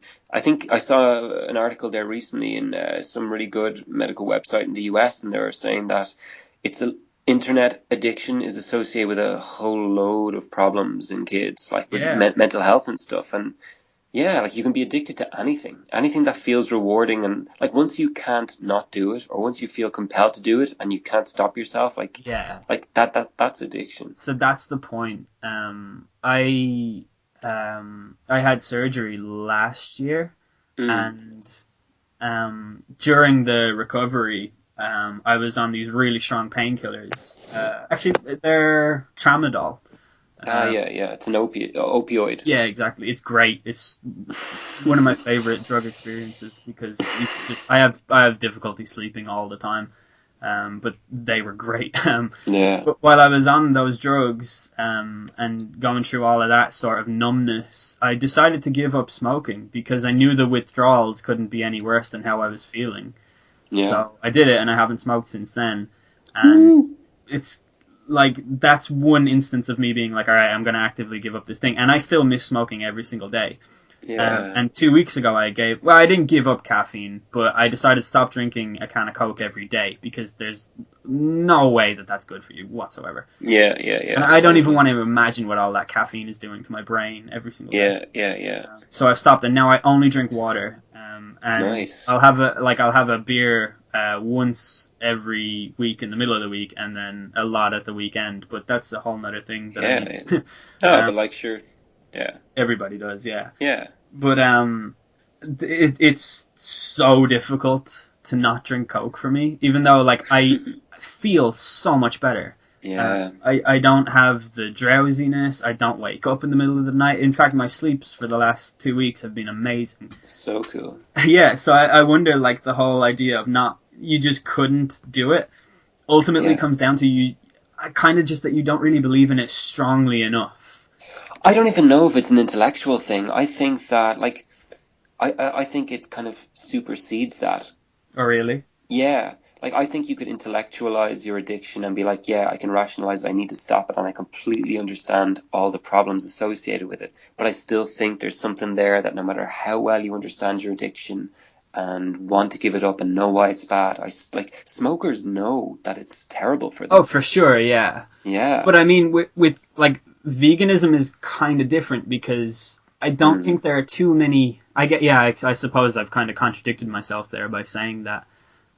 Because like I would never like shame someone for being fat or like I Hmm. used to do it all the time. But the more I've learned about addiction, the more I've learned that Yeah. like they're medicating something Yeah. with But food and but not only that though, like when you think about obesity, it's literally a vicious cycle. So you put on weight, then you find it harder to move around. So then you're putting on more weight, which makes it harder to move around. yeah.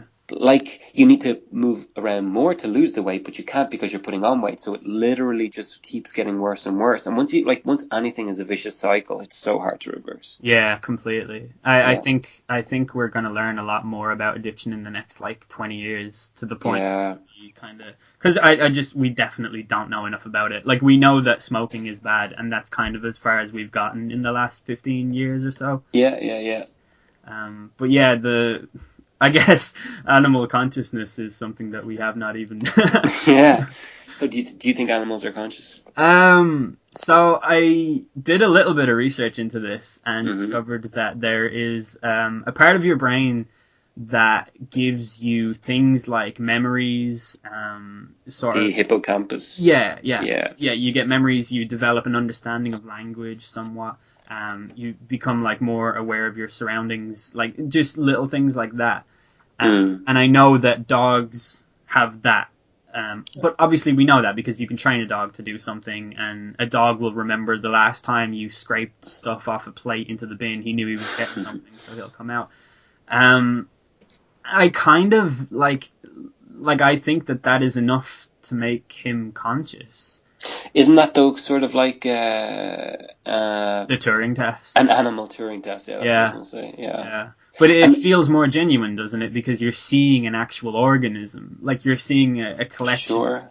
like, you know, you're seeing like a furry piece of bone structure and Yeah. like that. It just feels more. A cute little puppy. Yeah, but that's just like an intuitive interpretation, I suppose. Like Yeah. it must Yeah, be conscious yeah. because it's something that we relate to on such a strong level. Totally, and like they say, like the eye is the gateway to the soul. Like I've looked in my dog's eyes sometimes, and like they're basically saying, like, I know you're looking at me, Yeah. like, you know what I mean? Like it's crazy, and they just stare at you, and they're looking in your eye as well. Like if you think about it, your eyes are just an arbitrary part of your face. You know what I mean? Like they may as well be looking at your nose, your mouth. Like your mouth moves when you talk to them. Like surely they'd stare at that, but no. Like dogs look you in the eye, which is Yeah, really weird. I can wink at my dog and he'll wink back.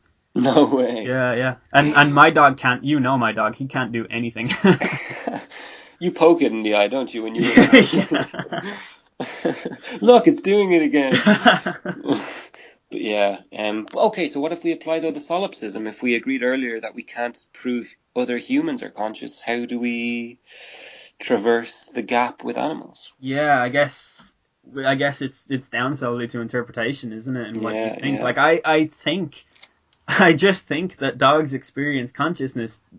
Okay, here's something, right? When a dog is asleep and its legs move because it's walking, it's having a dream. Yeah. Therefore, it has a subconscious. Therefore, no, I'm just kidding. I would never go on that. But like, No, I think that's pretty good. Like I think that's literally really good reason to think they're conscious. yeah, I mean, Because it to me it says that they have enough in them to be yeah. conscious. But it says, or it shows that they can perceive things without being clued into external reality. Like they can create their own perceptions and their own dreams. You know what I mean? Which is essentially what consciousness endows you with, imbues you with. Yeah, I shouldn't have backed out of that. I should have gone all in Yeah, there. shit. Yeah. What? Yeah, you hit a home run and then you just kind of like dropped your bat and walked out of the stadium. It fell over.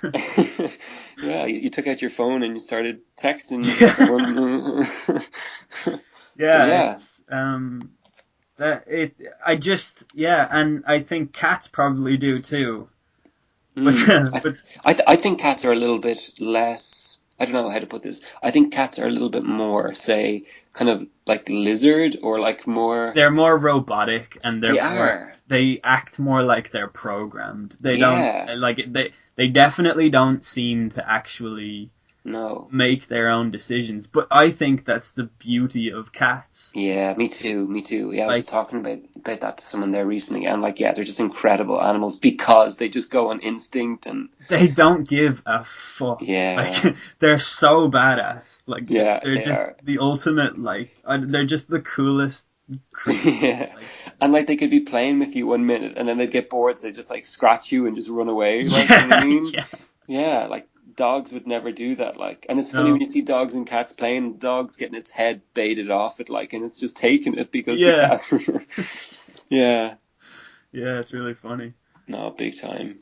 But yeah. I'd still say because they're a four-legged little creature, approximately the size of a dog, they probably experience consciousness. When I was a kid, I used to think that dogs were boys and cats were girls, and they were the same species. To be honest, I used to think the same with lions and tigers. Lions were Cute. the boys and tigers were the... Actually, I saw this really cool thing about lions there recently. It was a pride of lions, and it lost its male, and so one of the women started to grow a mane. No, One of the lionesses started to grow a mane. that's crazy. Like so weird. And like, do you remember Jurassic Park when they only used female frog DNA, but some African frogs have been known to change their sex? Yeah. Like you'd think, okay, that's possible in like on the amphibian level, like the small animal level, but to happen in like an animal the size of a lion is crazy. By the way, side note, about Jurassic Park, that concept of the females like changing because life finds a way is hinted when Jeff Goldblum gets on the helicopter to fly out to Jurassic Park, and he goes to put his seatbelt on, and you know the way with a seatbelt you have the buckle and Yeah. two things, and he puts them together and he goes, oh. Yeah, he found a way. Yeah, he tied it down. Life finds a way. That's genius foreshadowing. It I never is. got that. Yeah, so good. I watched Jurassic Park about 3 years ago with one of my friends on Skype. And he was the chaotician. So like Yeah, chaos theory yeah, making. Oh my god! Sorry, go on. exactly. Yeah, no, I watched it and I picked that out and I was like, oh my god!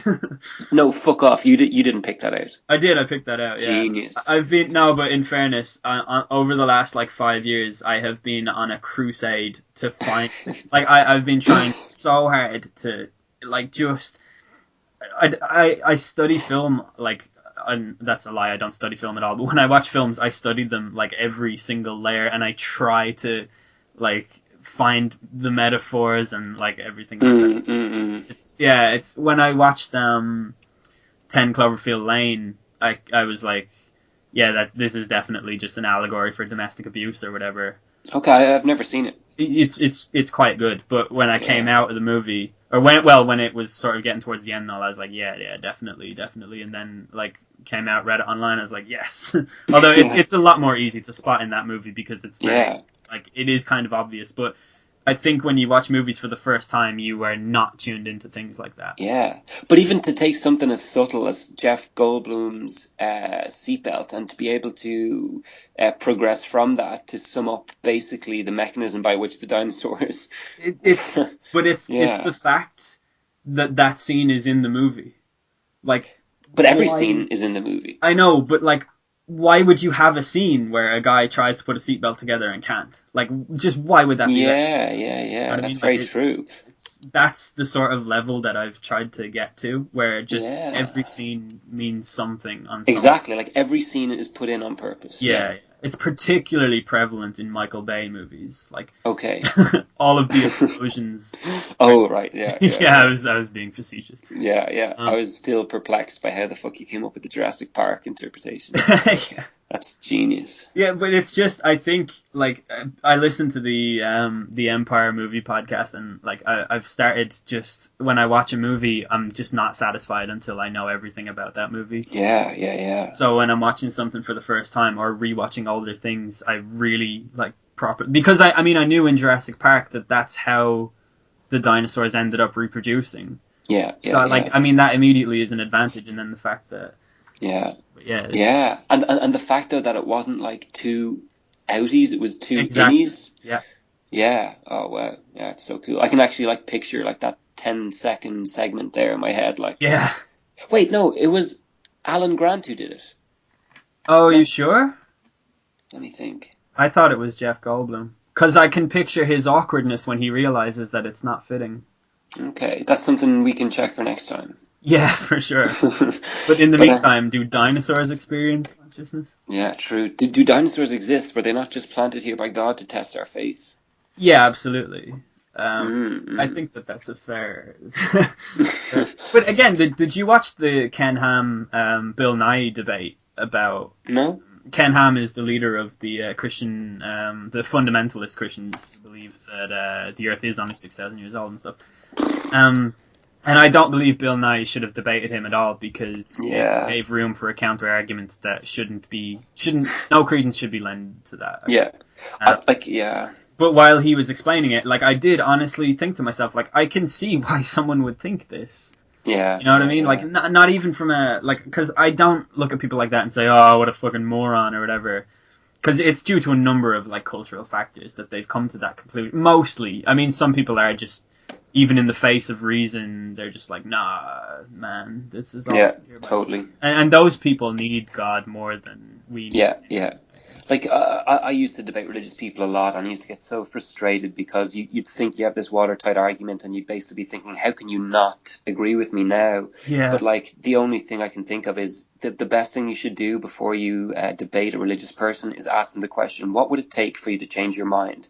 And if their answer is nothing, then you're literally wasting your time. Yeah. But So that's like one of the main principles of Christianity is your faith. You just Exactly. And that's blind faith, yeah. like, that's fair enough. It's just a thing they believe. Well, in my opinion, I don't know. Yeah. But Like, it's fair enough to a degree, but then when they start trying to say that kids should be taught evolution as much as they're taught creationism or stuff like that, that's where I sort of just lose myself. yeah. You can't be oppressive. Exactly, yeah. But I just don't know though if religion can coexist with scientific development. That kind of worries me. I think it does. Yeah. And from my experience, right, Christianity and religion at the moment is taking a beating by the Western world and the sort of intellectualism that's growing at the moment. But there's a video on YouTube you can watch of, it's Bill Maher, and he's taken on a Christian Scientist. And the Christian Scientist guy is so reasonable. Like, when you watch the debate, Bill Maher gets fucking annihilated in the debate. And he's still just, because he attacks little pieces of text. Exactly, rather than, and the Christian Scientist, like, the guy goes, or Bill Maher says, do you think they should have killed bin Laden? And the Christian Scientist guy goes, well, yeah. And he goes, well, I thought it's about turning the other cheek. And he goes, look, that's a metaphorical piece of text that's written in like a however thousands of years old book. It doesn't say, well, if one man commits an act of terrorism, then the government on the receiving end of that shouldn't retaliate. Like, you know what I mean? Yeah. And I don't think the Bible's prepared for what to do in the event of a plane flying into a skyscraper. I think that there's plenty of room for intellectual Christians because they exist and they are rational and reasonable. And I don't necessarily think that believing in God is somehow like damages your ability to rationalize things, because if you interpret the Bible as actual fact, obviously what I've just said is not true. But I think most Christians that was a bit much, I shouldn't have said most, but plenty of Christians do understand that it's not to be taken literally, and you shouldn't stone people to death and things like that. I think what's really interesting about the religion atheism debate is not so much the content of either side, but it's the innate psychological propensity to be driven to one camp as opposed to the other. Like, I honestly don't think I could ever be religious. Like, I think that is something that I'm neglected from. Like, I literally can't even force myself to believe in a supernatural, all-powerful, all-knowing, all-loving deity.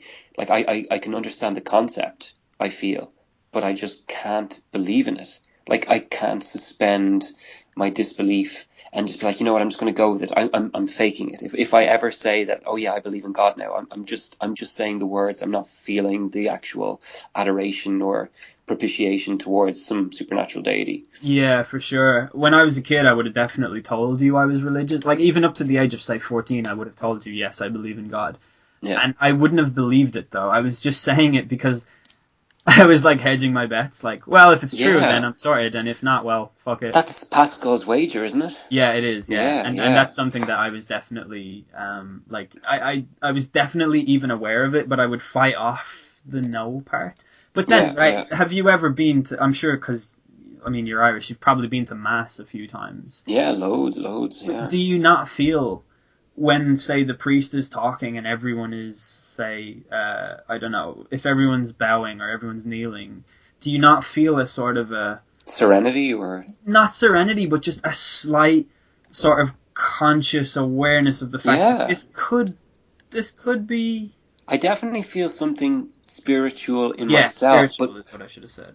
But nothing more than, say, if I was listening to a beautiful piece of classical music, if I saw like a beautiful picturesque event in nature, or if I read a beautiful poem, like nothing over and above that. Like, I think humans, as history has proven with the ubiquitousness of religion, that we are spiritual creatures. Yeah.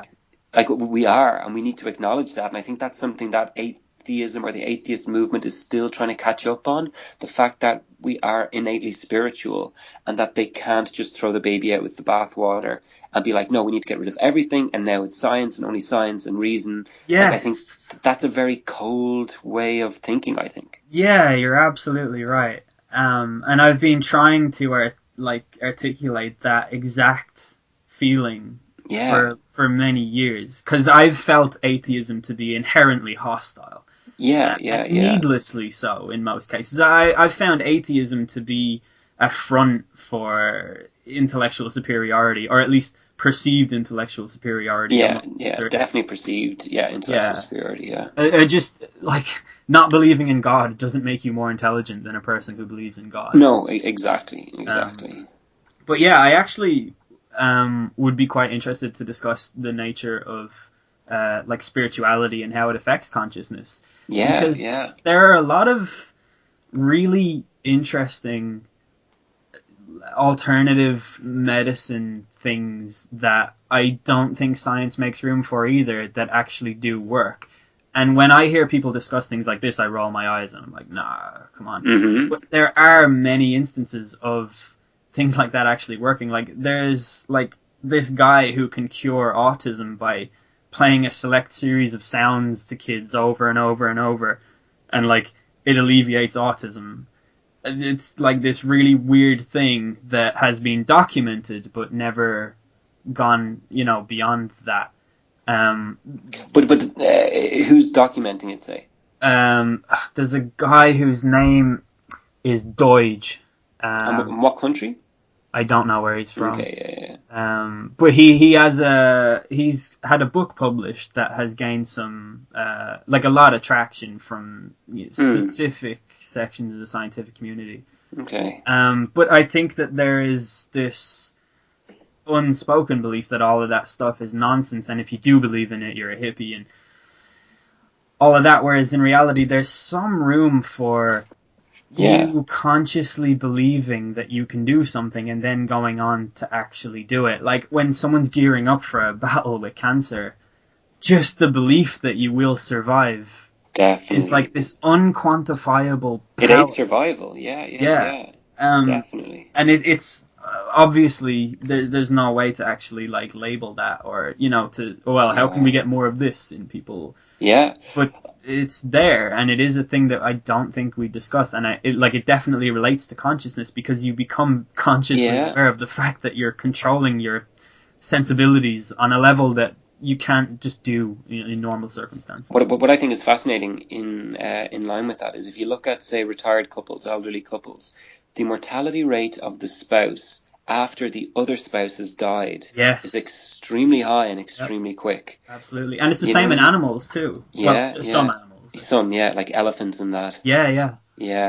It's terrible. Yeah, like it's really horrible. I remember reading a National Geographic on elephants, and when like a certain elephant or the bull elephant, the male elephant, is killed by poachers, like sometimes the other elephants get so depressed they just stop eating and they just wither away. You know what I mean? And horrible. It's so horrible. Like elephants are such an amazing animal. Yeah. That's the thing, like, if you told me that about ants, I wouldn't give a fuck. Like, yeah. No, totally. Did you ever see that Jeff Goldblum movie? Speaking of Jeff Goldblum, The Fly? I haven't seen it. I have it on DVD. It's unreal. But in that, he's like, there's no politics. There's no such thing as insect politics or something to that effect. It's just so true. Like, you know what I mean? Insects, you kill or be killed. You do anything to survive. It's like a hive mentality. And like it's just fascinating, but it just the disparity between insects and higher mammals. Yeah, it's just fascinating. Yeah, it is actually, because that's even that same way where I'm perfectly willing to allow my dog to have consciousness, but I like insects. No, absolutely not. Like obviously because of the way that they look, the way that they're annoying. There's no good context of me being in contact with an insect. I just don't want to hear about it. Like, I cannot live. If there is a fly in my room, I have to get him out straight away. Like I entertain the idea of him staying there. I never kill insects, I should say. I'm very good at getting them out of the room, but the only thing I kill are wasps. I wouldn't even mind killing wasps, but I'm actually too afraid to attempt it in case they retaliate because I've never been stung. I have a really weird story about wasps. Do you want to hear it? Yes, absolutely. Okay, so I was reading Stephen King's The Shining. I loved the movie, and I was like, you know what, fuck it, I'll read the book. I heard it's a bit different, and it was. And in the book, for anyone who's read it, there's this really interesting image, or like kind of a metaphor or symbol, where Danny the kid gets this like empty hornet's nest or wasp's nest, and he finds it and he thinks it's really cool, and he wants to bring it back to his room. So like his dad looks and everything, yeah, it's completely empty. It's an old one. They're all dead. So he leaves it in his bedroom. He wants to hold on to it. And he wakes up in the middle of the night and it's swarming with fucking hornets and wasps or whatever. And it's like, where the fuck do they come from? And it's the house. It's the evil spirits or whatever. And I guess it symbolizes the fact that inside Jack Torrance, Danny's dad, there's something kind of moving in him, swarming in him. There's something awakening in him that wasn't there before. And it's as if kind of he's being consumed by this sort of evil force, the way that this old hive's nest is being consumed in that way. Yeah. All right. So after reading this, I go to sleep and I wake up and there's this weird pain in my hand. Like this kind of, it's not even a weird pain. It's like a dull, very much in the background pain. I was in a deep, deep sleep and I wake up and I look at my hand and there's 2 wasps crawling on it. No. This is the next morning. I'm after getting stung 2 or 3 times. I must have been like moving my hand in my sleep while they were on my hand. And I look up and in my air vent, I notice wasps coming in and going out. Oh my God. No fucking joke. It was the scariest thing that's ever happened to me. So I just got some thumbtacks, some A4 sheets of paper, covered up the air vent, and killed the wasps that were in my room. But that is literally the freakiest fucking thing. This was the next morning. That's outrageous. Out fucking rageous. That is absolutely ridiculous. Like it's. If someone told that to me, I wouldn't believe them. That's how ridiculous it is. If that happened to me, I would fucking move to Mexico. Exactly. Oh my God. If there were wasps in my... I'm actually looking at my vent right now and I'm half tempted to fucking get up there and... Yeah. I didn't have anything covering the vent. I just had like the kind of the gap. Yeah. Because the plastic vent wasn't on because I was getting my wallpaper changed. Oh, I had my wallpaper changed. And it was just like a flap of wallpaper covering it. But you could still see into it and stuff. But that was just the freakiest fucking thing. I actually had a dream that I was on another planet. Mm-hmm.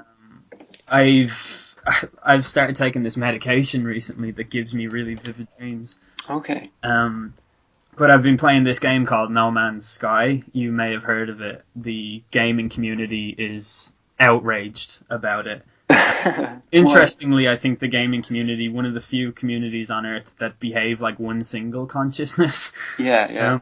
But they feel like they've been lied to, and it's this big outrage. Like, to be honest, the game is exactly what I thought it would be, and I'm surprised that people thought it would be anything different. Like, the guy who made it, or rather, the guy who was in charge of the team of like 12 people that made it, said you could do stuff like land on asteroids but the language he used in those interviews was very careful. Like, at the moment, you can land on asteroids, and you will be able to meet other people online in the universe and stuff like that. Mm-hmm. I mean, I won't get into that. That's, the nerds will comment on this.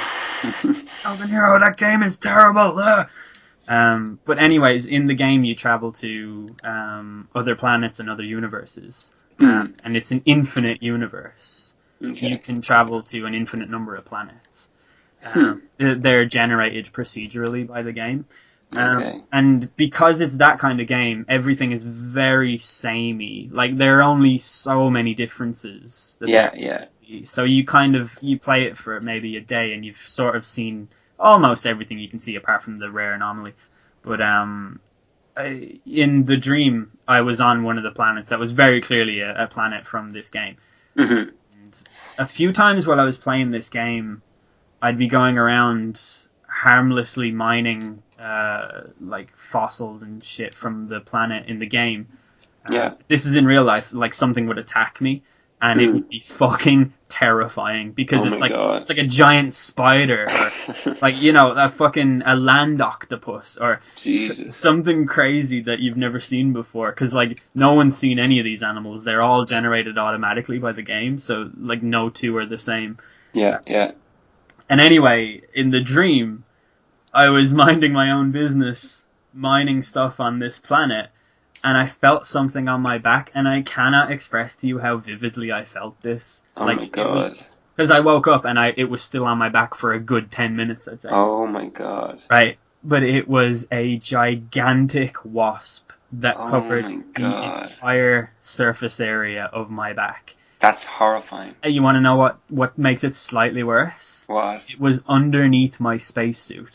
Oh my God. So I zipped up the spacesuit, and made a sort of a parachute out of it, and Yeah. tried to jump off the cliff I was on so that the wasp would fall off from the pressure. Yeah. That didn't happen, and I landed at the bottom, still on me, wouldn't go away.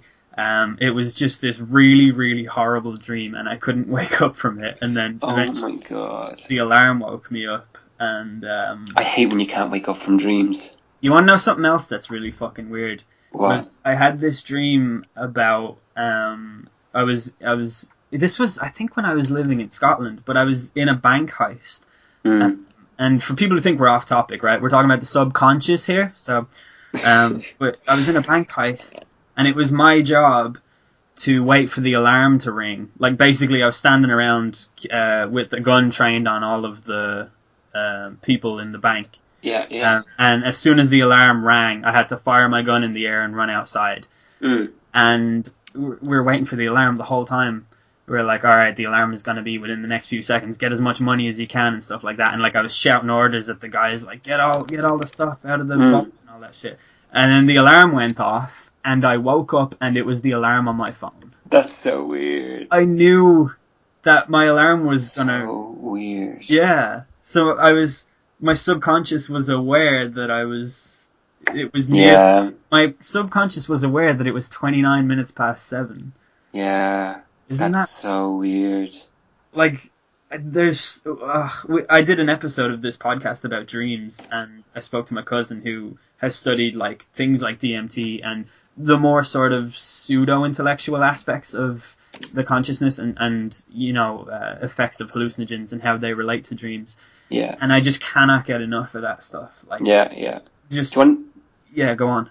I have a kind of similar, but like I think your one's a bit cooler with the fucking like bank robbery. But I have this weird tendency to wake up exactly a minute before my alarm. It doesn't matter what time my alarm's on, I will wake up a minute before, and it's fucking weird. That happens to me too. Yeah, it's so weird. Like, how can your brain keep track of time? Like, it's impossible. Like, your brain doesn't have a chronometer or. There's another thing sort of along those lines where I used to work in near Tala. So I'd have to get 2 buses to and from work every now and then. Most of the time I'd get a lift, but sometimes I'd have to get the buses. And there was a period over 2 weeks where I had to get the 2 buses. And I'd get on one bus, it would take me into town, and then I'd go down to the bottom of Lower Abbey Street to get the 41C, which is like a 45-minute to an hour journey depending on the traffic and the time. Yeah. And I used to be in this job. I hated it. I used to never sleep. I was going through this like mad, like fits of anxiety and stuff. So my sleep pattern was awful. And I used to fall asleep on the bus every day and wake up just before my stop. Yeah. Yeah, Like, yeah. How do you know that? Exactly. Like, you're talking to someone who went to fucking secondary school in town, like, every day, and I never missed my stop, no matter how deep my sleep was on the bus. It's the weirdest fucking thing. Yeah, it's crazy. Like, you must have a conscious. Exactly. There's something keeping track of your whereabouts. Yeah. Is it even that your brain just knows when that turn is, that heavy turn? Exactly. Yeah. It must be something like that. Yeah, or an ability to keep time. But it's definitely a real thing. It's not a thing where it happens.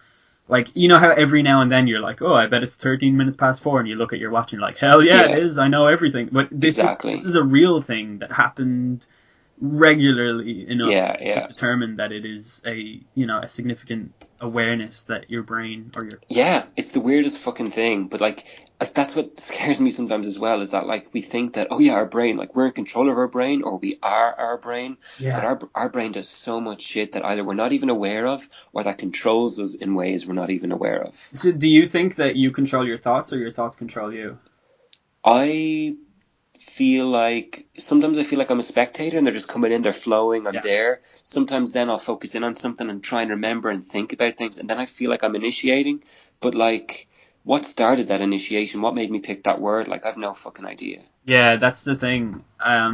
I used to believe that we were in control of our thoughts, but now I do not believe that. Yeah. I've had enough like issues with anxiety that I know that this is not a thing that I am in control of. Like, my thoughts are definitely controlling me. Like, exactly. If you control your thoughts and you're depressed, then just stop being depressed. Exactly. Really simple. Yeah, exactly. Yeah, and it's not like that at all. Yeah, fucking hell. What a deep topic. Yeah, and like I feel like we could go on forever as well. Yeah, so do I really do. We didn't even hit off a few of the things that we were... Yeah. But I think this is a good time to end it. Yeah.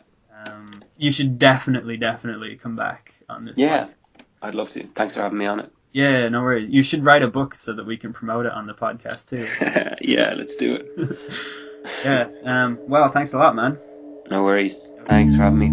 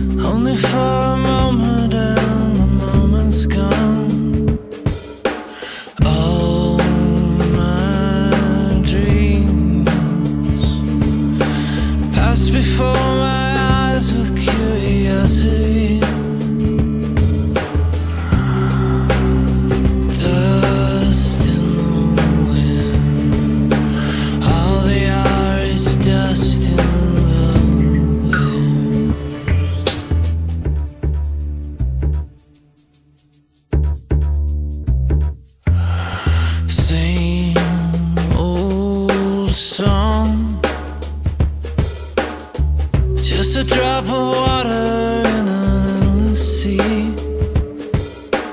All we do crumbles to the ground, though we refuse to see. Dust in the wind.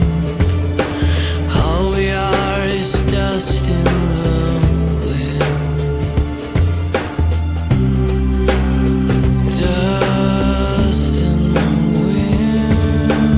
All we are is dust in the wind.